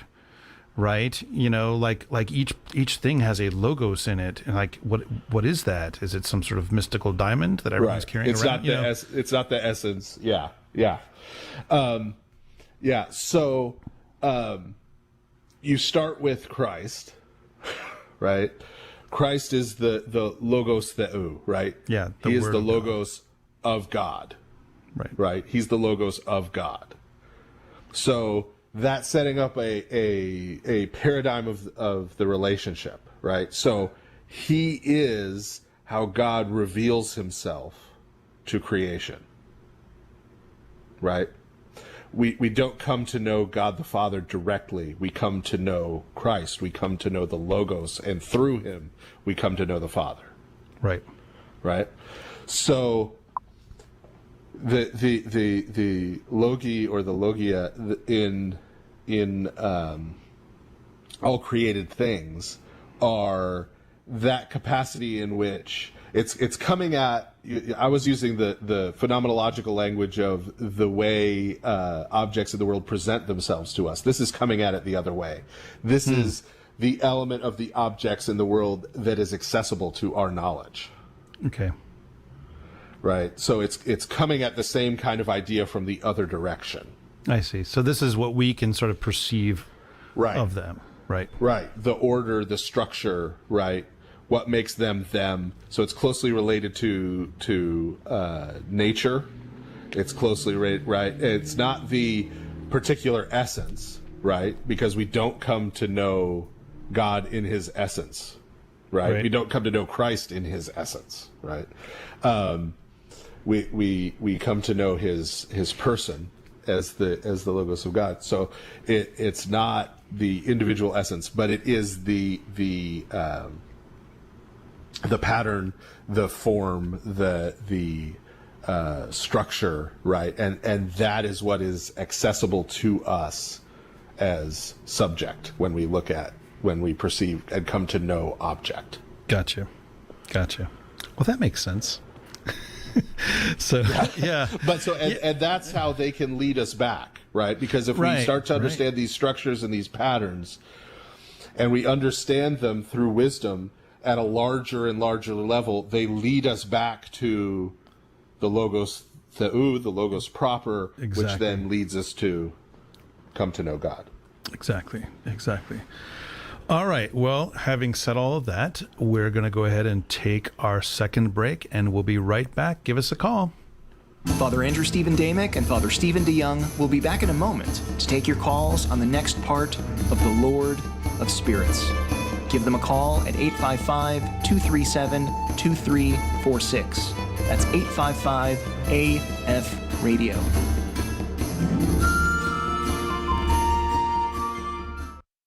Big in Heaven, a collection of short stories available now on the Ancient Faith bookstore. Sometimes poignant, sometimes funny, sometimes heartbreaking, sometimes convicting. These stories of life in an inner-city immigrant Orthodox parish are guaranteed to shake your assumptions and make you see your life and faith in a new way. They are not for the faint of heart, but they are very much for all who want to embrace the truth more fully. And you didn't have to ask Raskova for help. Cleaning, polishing, carrying in or out. Any work in the church, the woman was a stalwart, a tovarish you could count on. No one knew her suffering. They never bothered to look into her eyes. It surprised me that most of the church folks at St. Alexander, the Whirling Dervish parish, didn't even know her name. It wasn't anything they thought about. To find this book and others like it, you can go to store.ancientfaith.com. Again, that is store.ancientfaith.com. We're back now with the Lord of Spirits, with Father Andrew Stephen Damick and Father Stephen DeYoung. If you have a question, call now at 855-237-2346. That's 855-AF-RADIO. All right. Welcome back, everybody. Welcome to the third half of the show. We'd love to hear from you. So we've been talking about various modes, ways of knowing, kinds of knowledge that come by means of those ways of knowing. This is the Nous episode. So we're now finally going to talk about the Nous. And I recall when I was in seminary, I don't know, this is maybe my first or second semester, we were in a class and the professor was asking provocative questions. I can't remember, and throwing out stuff. And one of my classmates raised a hand and said, "Is it the Noose?" And the professor says, "Don't worry about that. You're going to hang yourself with it." So I always think of that now whenever I start contemplating the Noose. Obviously, the Greek word nous and the modern English word noose are not the same word, although now I have to go look up the etymology just so I can see what the origin of the English word is, Noose. So, all right, so what is the Noose, Father Stephen? Yes, so this isn't a pretty noose. This isn't fake noose. This is I get all my news from Gary Gnu, by the way. Yeah. For anyone who gets that reference. Yeah. I got it. Yes. Oh boy, that really does take me back. So the modern English word noose, as in the thing you hang yourself with, comes from the Latin nodus, which refers to a knot. So that's where that comes from. Yes, they're not related. Yeah. So now that I'm done digging in the reference crates. Thank you. Thank you for throwing me a few bones. I really do appreciate it. So yeah, this is nous, usually transliterated into English as Nous. Right. And often translated as mind, but a whole bunch of other things we've been talking about are also translated as mind in a lot of your English Bible translations. Right. To get into this, we have to get into then sort of the concept of the mind. And we have to start getting into that by sort of breaking down our common contemporary notion of the mind, which is really the brain. Yeah. Right? Yeah. Okay. So before we jump into that, we actually do have a caller. So we have Scott. So Scott, are you there? I am, Father. Can you hear me? Yes, we can hear you, Scott. Welcome to the Lord of Spirits podcast. What is on your mind? Thank you. Yeah, I had just a thought as you were describing wisdom in the previous half, that the wise men of the East seem to be, like, what is their characteristic that calls them wise? They seem to be Gentile or pagan people who understand the patterns of the world. And is this their wisdom that you've talked about in the previous half? The understanding the patterns of what goes on? Yes. Yeah, I mean, think of. I mean, they're described often as essentially having knowledge of the stars, right? So right. they're astronomers at the very least. And if you look at, I mean, this is right. The word philosophy comes from philosophia, right? The love of Sophia, the love of wisdom, and when you look at the first philosophers, you look at the pre-Socratics, what are they trying to do? They're trying to understand, the structures or the principles that underlie the world around them, right? Everything is water, everything is flux, everything is earth, everything is, right? Everything is fire. And then you look at Socrates, and he's trying to understand, like, what is justice? Not, what are some examples of justice and injustice, but what is justice? What is the pattern or the structure that exists that and of course Plato by extension that we're pointing at when we say this is just or this is unjust, right? They're looking for those patterns and to understand those things. The same thing with Aristotle. That's really what Sophia, wisdom, means in the context of philosophy, at least originally, is understanding these patterns. Right. Yeah, it feels like a concrete example of it feels like a concrete example of what Paul was talking about in Romans, like that there is a wisdom that the Gentiles can see, having not seen Christ directly. These guys were coming to worship him based on nothing but what they saw in nature. So it's and if they follow it out, it will lead them to Christ. It's not a separate other way to get to God, but it will lead them to Christ, who is the Logos. Yeah. There you go. All right. Well, thank you very much for calling, Scott. Thank you. All right. We have Aaron on the line. So, Aaron, what are you thinking about? Hey, can you guys hear me? Yes, we hear you. Yes, sir. All right. So, what's the deal with the soul? What is the deal with the soul? I feel like that's a question. Like that's a Seinfeld. Yeah.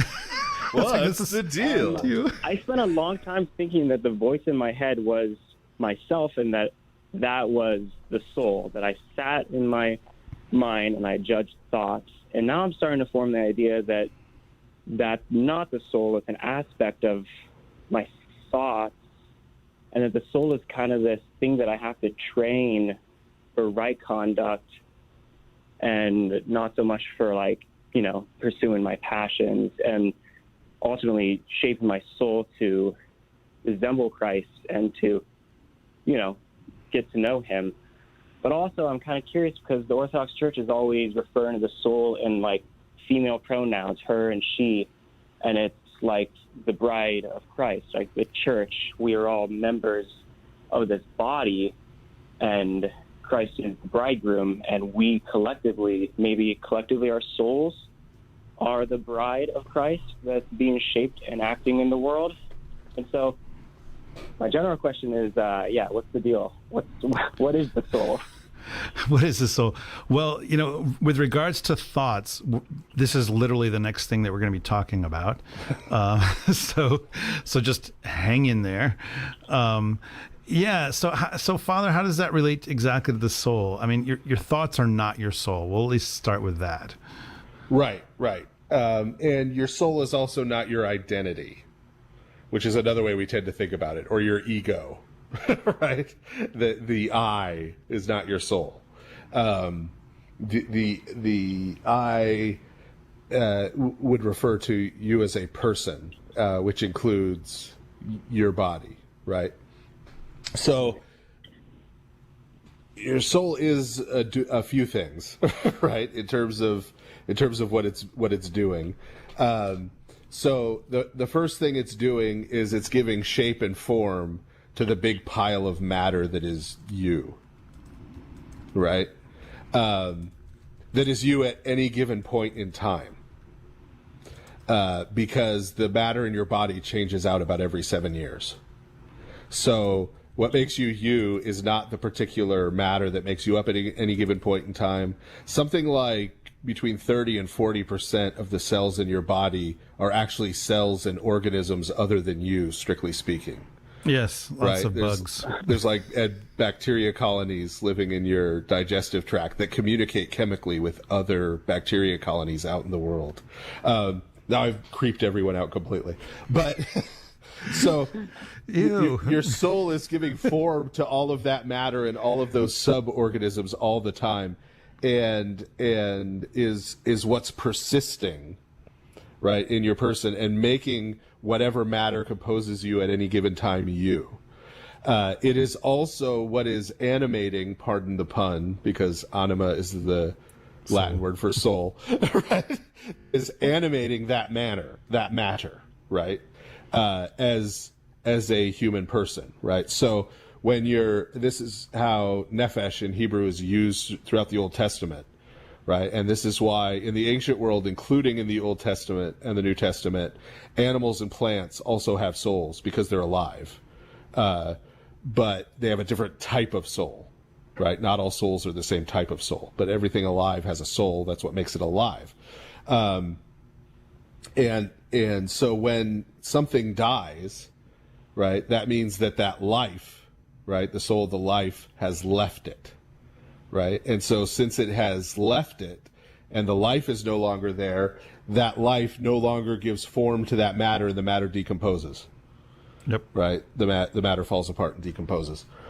And so when St. Paul, for example, talks about what happens when we die, we tend to kind of reify our soul into a thing, right? We're kind of closet originists and think there's like this sort of sphere that's our soul that flies up into the sky somewhere, right? And like goes to dwell somewhere. Or we think of our ghost, right? Sort of an ethereal version of us, right?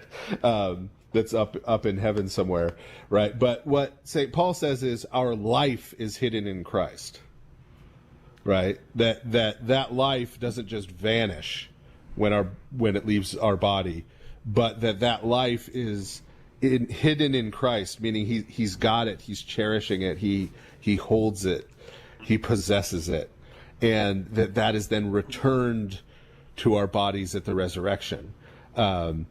The question of, well, what's that like? The answer is, I don't know. So that's the only person I can think of who we could ask is maybe Lazarus, but St. Lazarus hasn't appeared to me to let me ask him that question. So, because he's done it twice. Yeah, so we don't know what that's going to be like to experience anything without our body. Right. But that's really what the soul is, and that's why sometimes in Scripture, and people get all worked up trying to get this all nailed down in their spreadsheet. But this is why sometimes soul and spirit are spoken of differently. When sometimes soul and spirit are spoken of in the Scriptures like they're the same thing, and sometimes they're spoken of as if they're two separate things. When they're spoken of as two separate things, it's because the soul is being used in this strict sense that I was just mentioning, of sort of the life of the body.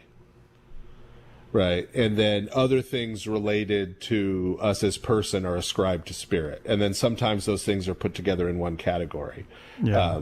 So don't sit around getting in arguments about whether humanity is bipartite or tripartite. It's boring and passé. Yeah. And you can see church fathers some of them will say body and soul, some say body and soul and spirit. They don't fundamentally disagree with each other.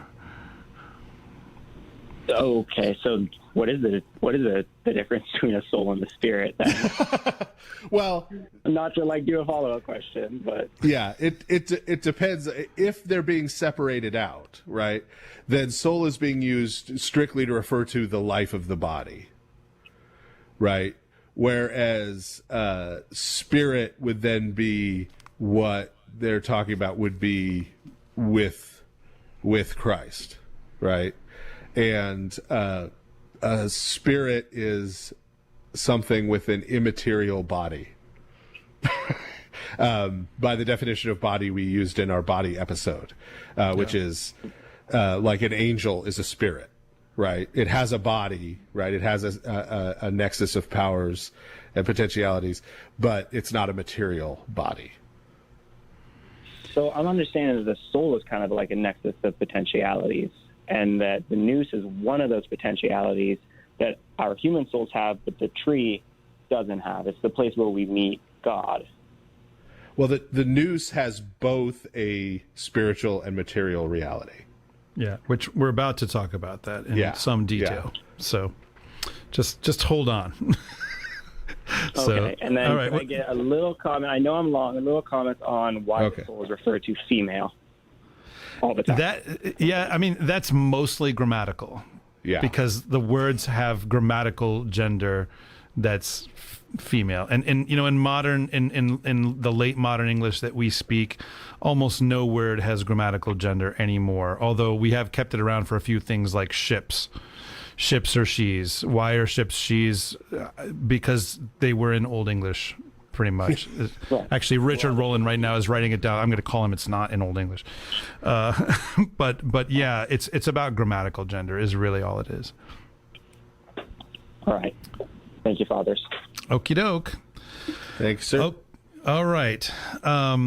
Okay, so yeah, the modern concept of the mind tends to be this notion that we're sort of that it's equal to the brain, which is like a meat computer that comes up with thoughts, right? Right. It's in your brain. It's in the box of your skull.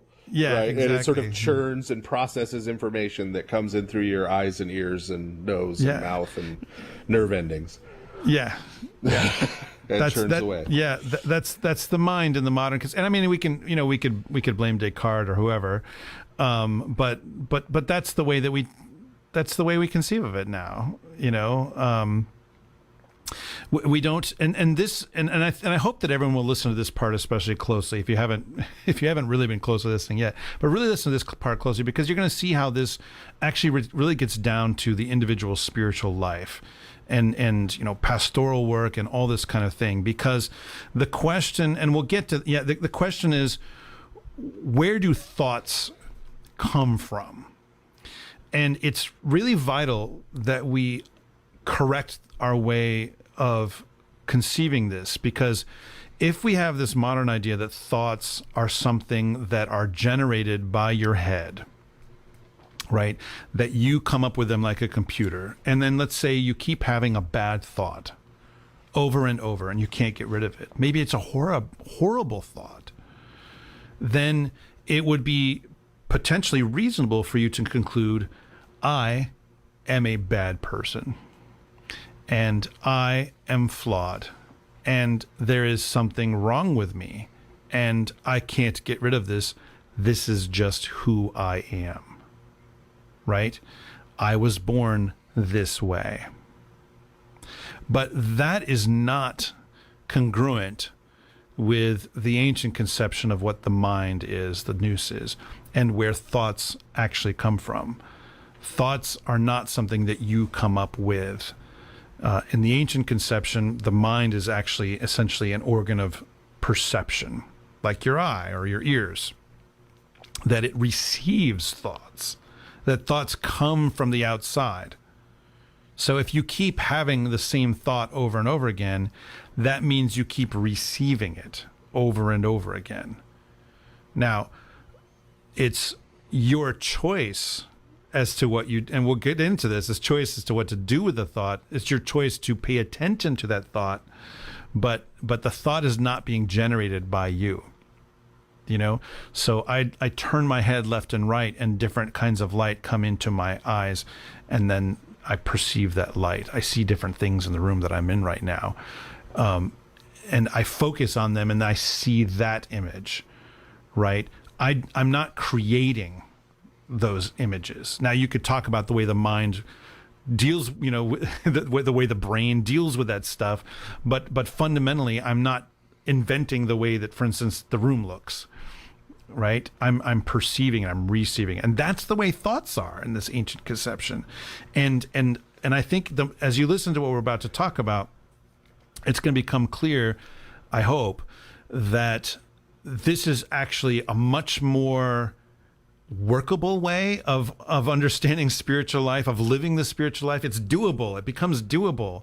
If we make it a purely kind of psychological thing where, like, wow, I just keep having terrible thoughts, I can't get rid of them, then it might be a trap, Whereas if we understand thoughts in this way, then there is something you can do about it. There's something you can do about it. So the nous is a perceptive organ. It sees the spiritual world. It receives thoughts. And ultimately, it's designed to see God. That's why God gave us the nous, is to see him. That's what he wants us to see, is him. Right. And this corresponds to our experienced reality. I've never met anyone who's actually experienced creating a thought. Yeah. Yeah. Thoughts appear in our heads, and we may wrestle with thoughts. We may struggle to understand and interpret thoughts, but there's no experience of generating a thought, right? Like I can experience writing a sentence, right? Like I write a letter and then another letter, and I write a word and then another word, and I might be kind of composing and coming up with the sentence as I'm typing, right? Or writing on a piece of paper. I have had that experience, but I've never had that experience in my mental world of composing a thought. Right? And in fact, what I'm doing while I'm trying to write the sentence is thinking thoughts. Right? is dealing with thoughts as to what I should put next, right? But those thoughts are just appearing before my mind. So this ancient way of seeing it is based on how we actually experience it. Right. And so this is how when you get in any ancient source, and we're going to start with a couple of Greek philosophers, but when you go into any ancient source, this is how they view the nous is sort of the highest of all these ways of knowing. The nous is sort of at the top of the heap, right? And all of the others participate in the nous to one degree or another. Like, this is the highest way of knowing, right? And everything, all the other ways of knowing are related to it. But so for Plato, the nous is how you discern the eternal forms, like the unchanging eternal reality beyond the world of becoming and change and chaos and transition. Yeah. Right? You come to see them, for Plato, with the nous. You perceive them. And Aristotle, when you get into Metaphysics Lambda, and he's talking about the being that later becomes known as the prime mover, who's more the unmoved mover, he describes it as the noisios, which is something like, people struggle to translate that. It's based on the word nous.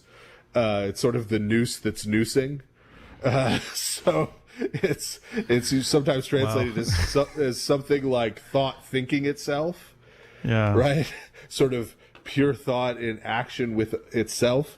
But how did Aristotle come to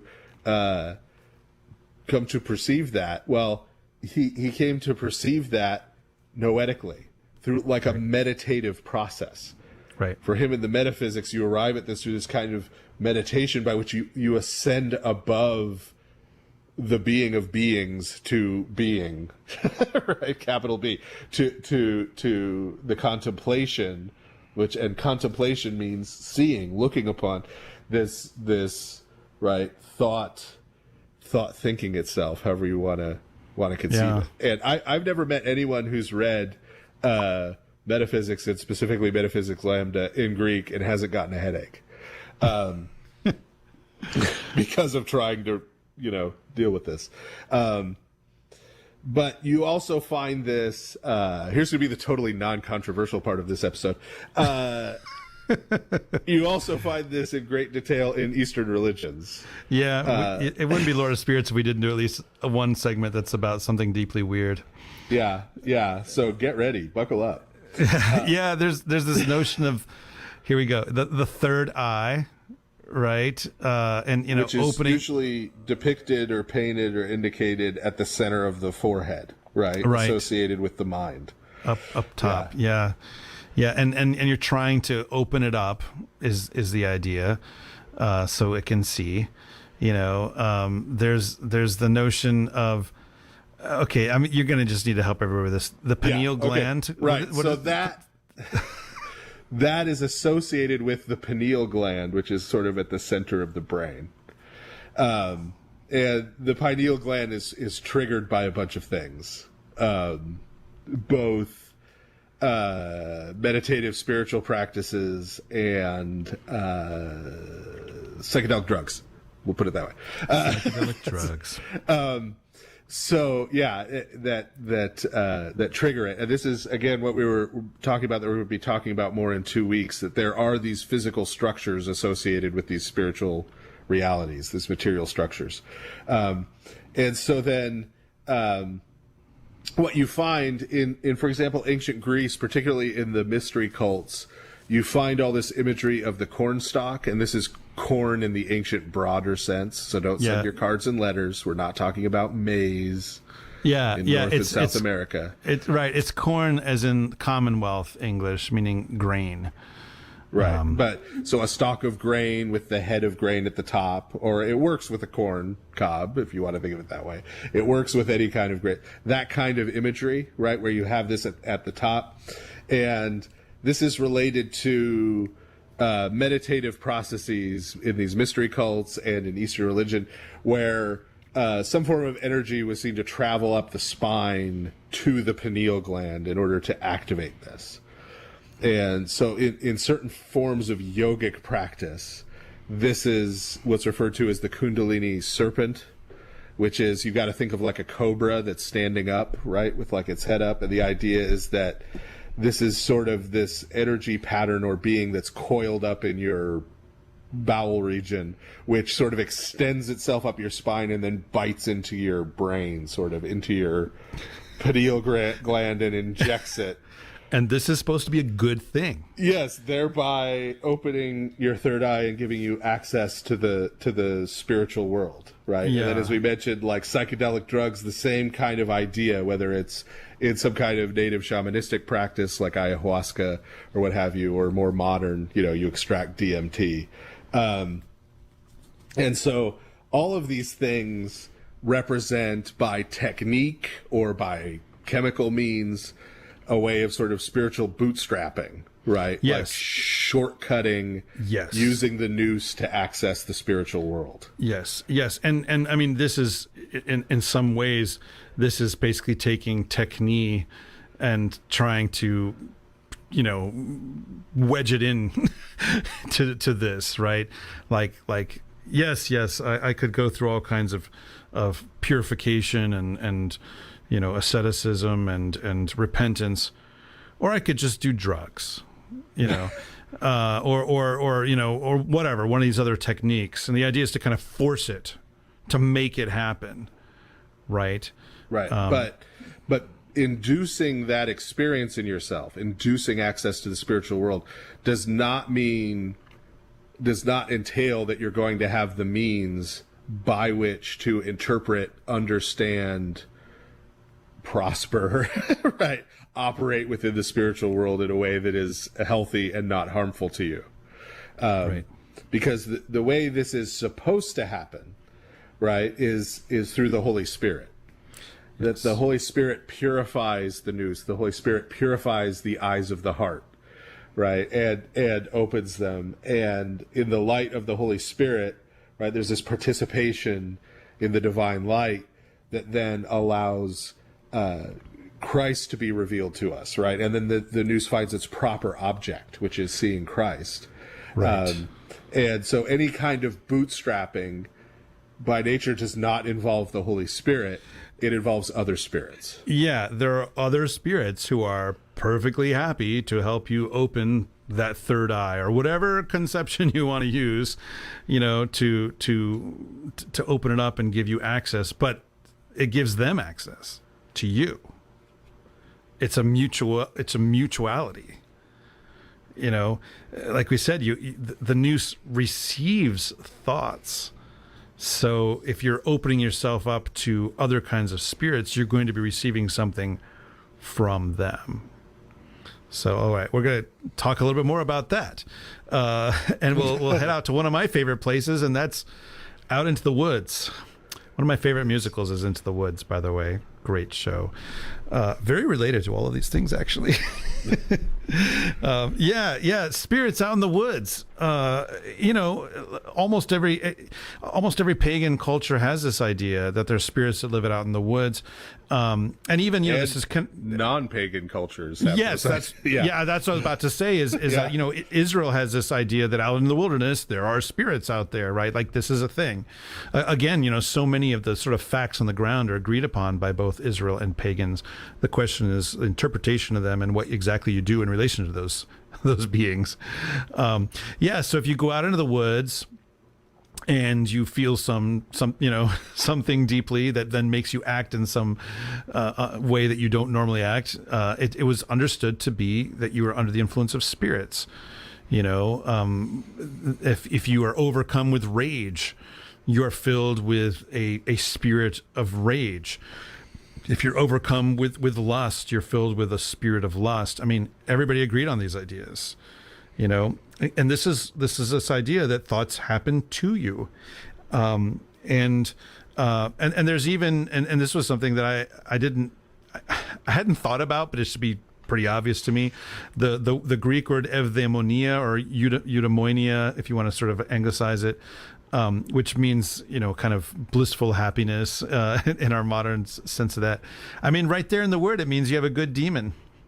I've got a good spirits. Good spirits are there, you know, and so you know, again, the idea of the human person as being this kind of impermeable, closed off fortress is just not a thing in ancient conceptions, and so it's not a thing in Christian theology. The human person is very permeable, right? So a lot of what spiritual life is about guarding that permeability and using it appropriately. Right. And thoughts come into the nous from noetic beings. Right. From spiritual beings, right? Who bring them and put them there. And that means your inner monologue is not you. It's not you narrating your life.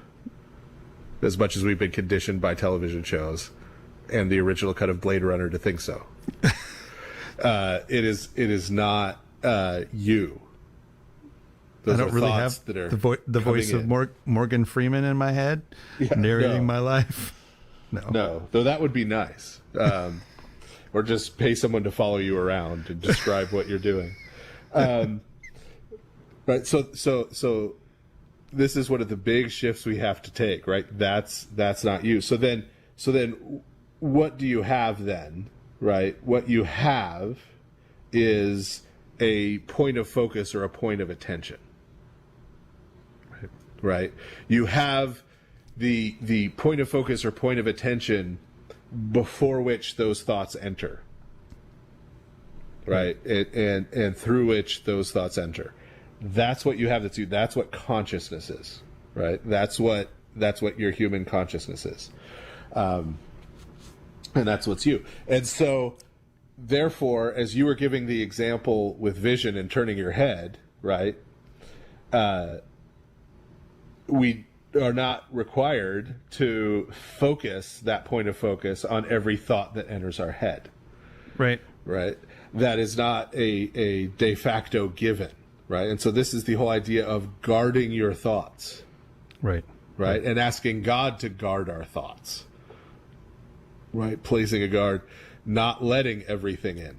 And then thoughts are sort of like seeds, right? Even once they come in, you don't have to let them take root. And even if they have taken root, you don't have to let them keep growing. You could rip them up by the root and throw them out. Right? And this is what St. Paul is talking about in 2 Corinthians 10:5 when he talks about taking every thought captive and making it obedient to Christ. Sort of capturing it, right? But so doing that is a discipline that has to be developed. Right. And we, because as modern Western people, we're the only people in the history of the world who don't believe in the Nous. That's everyone else always has understood that it's there. Since we don't think it's there, since we don't believe it's there, and that's not how we understand things, we don't exercise it at all. We don't attempt to use it at all. And if we have, it's probably because we've dabbled or gotten involved in some kind of New Age practice or Eastern practice or neo-pagan practice, right? And that's been how we've approached it, but we haven't approached it from this Christian perspective. And so getting from the point where we have this constant, right, the stream of thoughts is not, again, my internal monologue or narration. It is this stream of thoughts flowing through my head, right? Just like the cascade of images you see when you watch TikTok clips that go past it. Hello, fellow kids. That go past super fast, right? You have these thoughts, this constant stream running through your mind, right? All the time, right? And this has been the great boon to the demonic powers of our contemporary era, is that we're constantly bombarded by all of these thoughts. This is why when you go and try to pray, there are all of these thoughts, right? Because they show up and start putting them in your head and giving you all of these things to think about. And so when you look at the prayer disciplines of the Orthodox Church, they're aimed at helping you exercise this flabby muscle. right? Yeah. They're aimed at working at this. So you have the prayer of a single thought. Right. The Jesus prayer. Yeah, right. Monologistos evhi, which is that's the Greek phrase for that. And you start there by training that point of focus that you have to focus on just that one thought and get rid of all the other ones. Right? Run off all the other ones and train yourself to focus more and more on just that one. And the goal is eventually to get to the point where even that one goes away. Yeah. And that's when you have contemplative prayer. This is hesychasm. This is the silence of hesychasm, right? Of those thoughts being gone and being able to purely, with the nous, come to see Christ.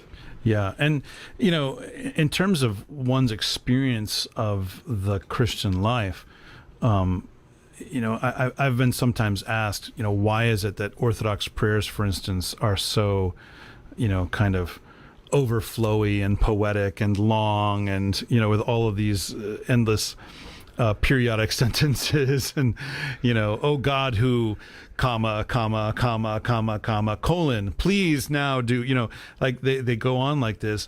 And I mean, often people give explanations like, well, these come from the ancient world where people are just much more poetic, and that's the way they talk, and that kind of thing.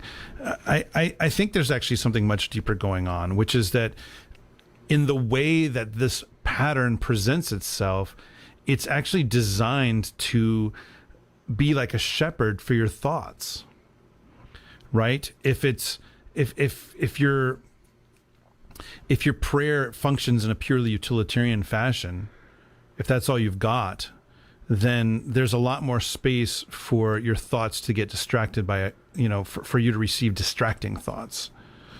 And so, if you just walk into an Orthodox church, the way that the prayer works, the way the music works, the way that what you see works, the way all of it works together is multi-vectored and designed to bring you all to Christ. Like it's designed to, give you many good thoughts all at once, right? And you can kind of follow any of them and get to Christ.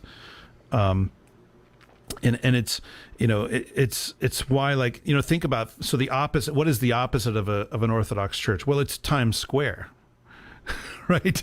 That's the opposite. It's, it's being bombarded by advertisements and all kinds of other, thoughts that are trying to extract something from you. But the way that Orthodox life actually functions in terms of its prayer and so forth is not designed like, you're going to have a thought when you attempt to pray that says, just get this over with, right? But why would you want to get it over with? Well, it's so you can move on to other ridiculous, distracting thoughts. That's why, so the struggle is to focus. The struggle is to bring ourselves back to that single thought, who is Christ, and to receive him. And it's, I've found, in pastoral experience, especially when talking to people in confession, that explaining this and beginning to teach, I mean, I'm no expert at this. I just pass on the wisdom that I've been given, but in explaining this and beginning to teach that this is the way thoughts work and how you can actually be working on them, is very liberating for people, and then there's a final goal, right? Well, I shouldn't say final, but there's a goal to this. Why do you want to receive the thoughts that are from God and turn away from evil thoughts? Because it actually does do something, right? So what is that, Father? Right. So the nous is also, transformational, right? Exactly. So to quote Aristotle again, as we've done a few times this evening, right? The mind, in some sense, becomes all things, right? Is shaped and formed by all things. And so whatever we direct that point of attention at, that point of focus at, we are going to start to become like it. It is going to shape and transform us. Yeah. And so you're going to become what you focus on. And so this is intimately connected to the idea of theosis on the positive side that we've talked about before, and also on the negative side, demonization that we've talked about before on the podcast. That what you're focusing your gaze on, what you're seeing, is going to be what you're going to become and the way in which you begin to change and shift. You referenced, when we were talking about this before, in Matthew 6, something that Christ says on this count. Yeah, Matthew 6, verses 22 and 23. The eye is the lamp of the body. So if your eye is healthy, your whole body will be full of light. But if your eye is bad, your whole body will be full of darkness. If then the light in you is darkness, how great is the darkness? So you get this idea of, like shining a light into something and it lights up the whole thing. It begins to glow sort of from within. It transforms that thing. And that's the way that the Noose works, is if the light of God shines in you through the Noose, then you're lit up, you change, you become like him, you shine with his light. But if you receive instead the dark light of the demons, then you become like them. It actually does change you. There's sometimes, people will say about various kinds of sins, well, you can look so long as you don't touch. I'm sorry, but looking is touching, because looking is transformational. And now, I mean, there are circumstances under which you might say that and not mean quite the same thing. But if you look with lust, or if you look with envy, or if you look with anger, if you're looking as to bring that thought into you and to turn it around within yourself, you are being changed by that look. You're receiving something by that look. So that's the lesson, is that you are receiving something. It's not just what you touch. Looking is touching, on a certain level. So yeah, it's a great, I remember reading that passage from Matthew 6 and always kind of wondering, like, what exactly is meant here? And then as I learned about what the Noose is and how it functions and so forth, then it, pun fully intended, lit up. It lit up for me exactly the way that it works. Right. And this is why when we talked before about man being in the image of God, we talked about how that's kind of a verbal idea of imaging God.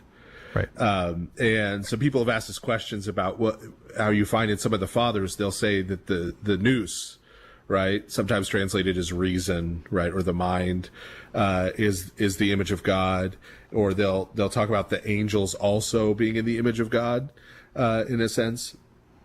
And this is what connects those concepts, right? Because the nous, the mind, is the capacity that we have, that we share with other noetic beings like angels, through which that imaging happens. This transformation we're talking about is that imaging, right? So this ability to image God, right, is through the nous, and that's how those are connected.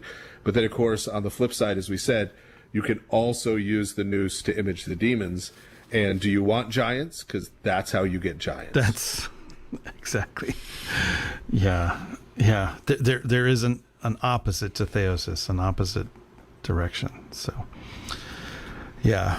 Well, this is another mind bender. Again, pun fully intended. But I think that even though these are difficult concepts and maybe new concepts for some folks, I think they're really, really important to wrestle with. And I believe that the reason why they're really important to wrestle with and to gain some master of these concepts is so that we can actually exercise who it is that we are, what it is that we have in a much better way, much deeper, richer way, right? We went through the various kinds of knowledge according to the ancient world.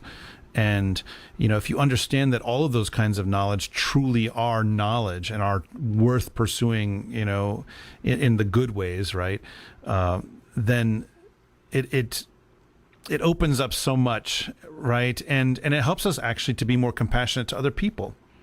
Right. So, for instance, let's say someone pursues knowledge that is within that category of doxa, and they're really pursuing that. We should see that as being a good thing and not just say, well, you're just living in a world of subjective opinion. That's stuff you can't really count on that. No, it's true knowledge. But especially with regards to where we just finished, I already said this before a little bit, but I feel that it genuinely bears repeating, which is if we understand that the thoughts that we have are being received and not internally generated, then that actually puts us not in the position of the tortured prisoner down somewhere in the dungeons of the castle who, can't get away from himself. He's the worst thing ever. But rather it puts us on the walls of the castle, and we are there to guard the entrances. And, when enemies come to the gates, that we turn them away. If enemies come through for some reason, then we defeat them and send them on their way. And then when the king comes to the door, you open the doors to him. That's what the spiritual life consists of in a certain sense.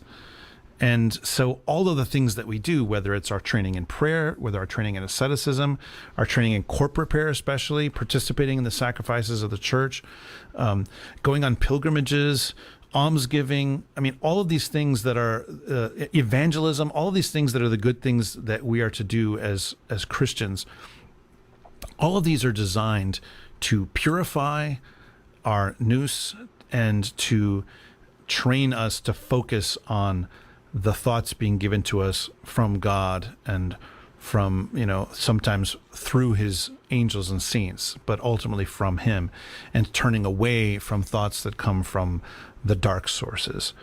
And the more that we do that, then the more we become like him. And we don't have to feel trapped by our thoughts. We don't have to feel like there's some kind of fatal flaw that can never be overcome. I'm just broken. I'm just no good, or I'm just born that way. We have the ability to refocus ourselves, and it takes practice. It takes a lot of practice doing it over and over again. We get comfortable receiving certain kinds of thoughts. We might like it, but then we get addicted, and then we get destroyed. So it's really a beautiful teaching, and a liberating teaching, and shows us the love of God for us. That, one of the most beautiful things that I ever heard was that every good thought that you receive is from the Lord. So think about that for a second. Think on that. Focus on that for a second.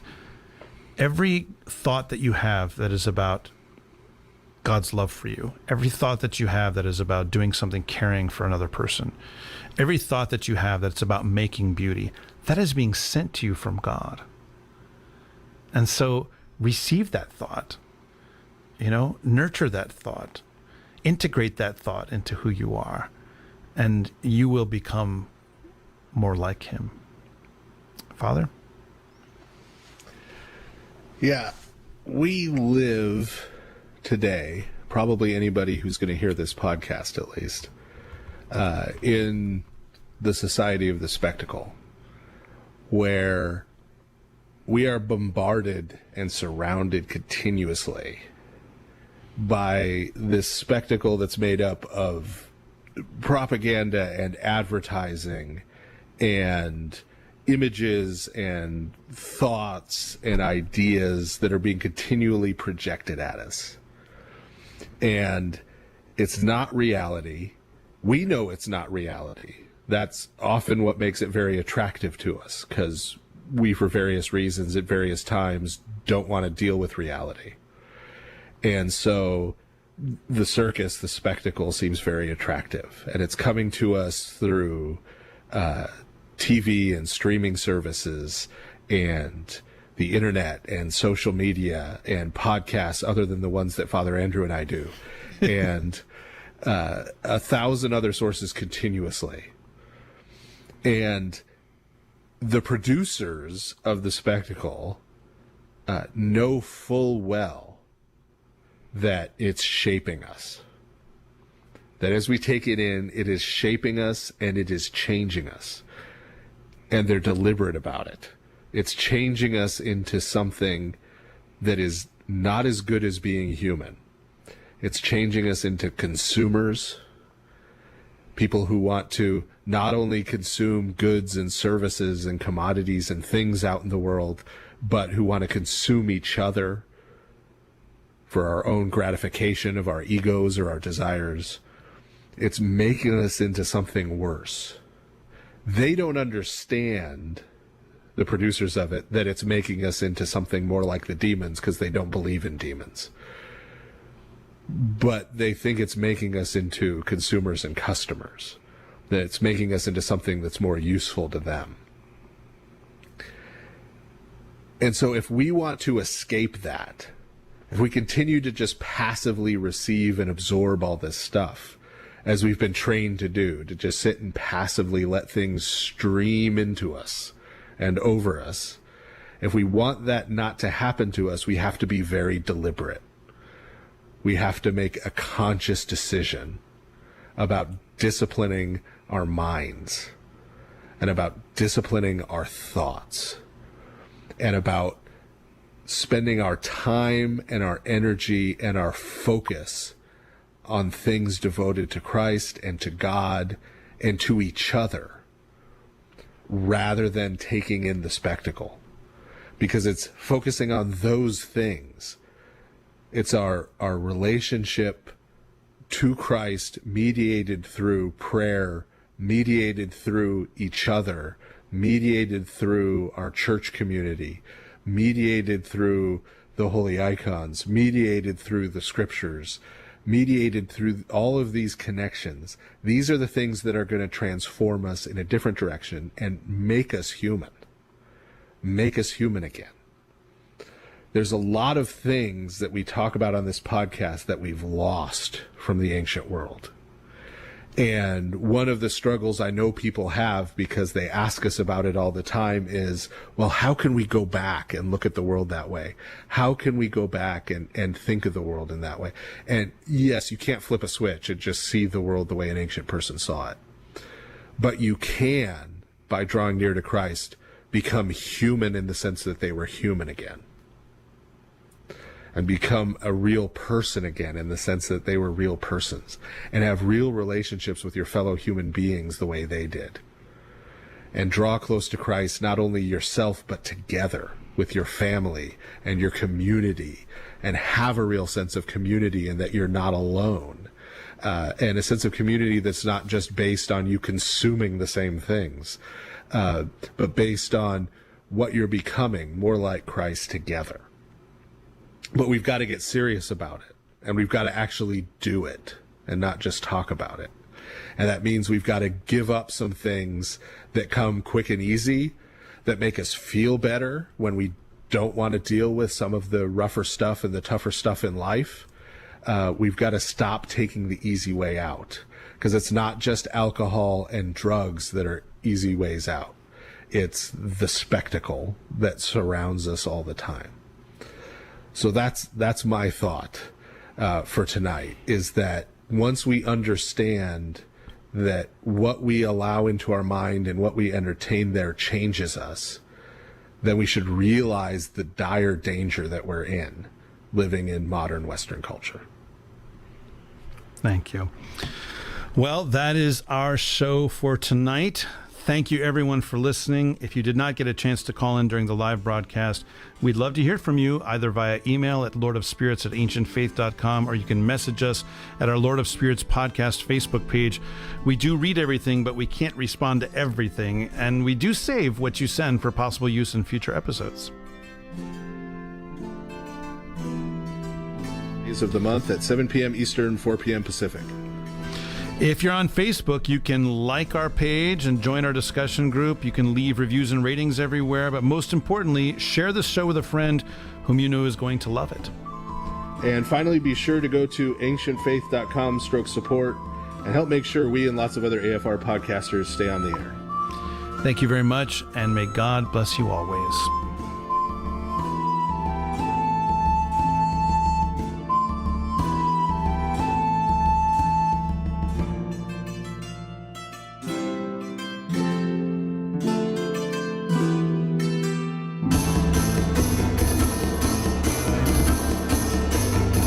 You've been listening to The Lord of Spirits with Orthodox Christian priests, Father Andrew Stephen Damick and Father Stephen DeYoung, a listener-supported presentation of Ancient Faith Radio.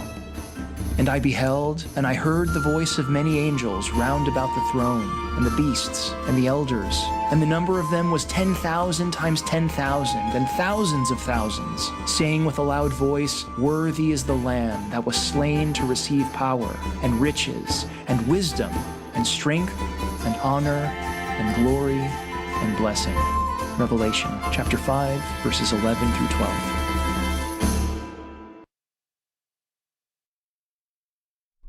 In 1892, a young man left his home in the coastal foothills of Lebanon in search for a better life. Coming to America with his newlywed wife, he found work as a traveling peddler before settling on a small farm in central Nebraska.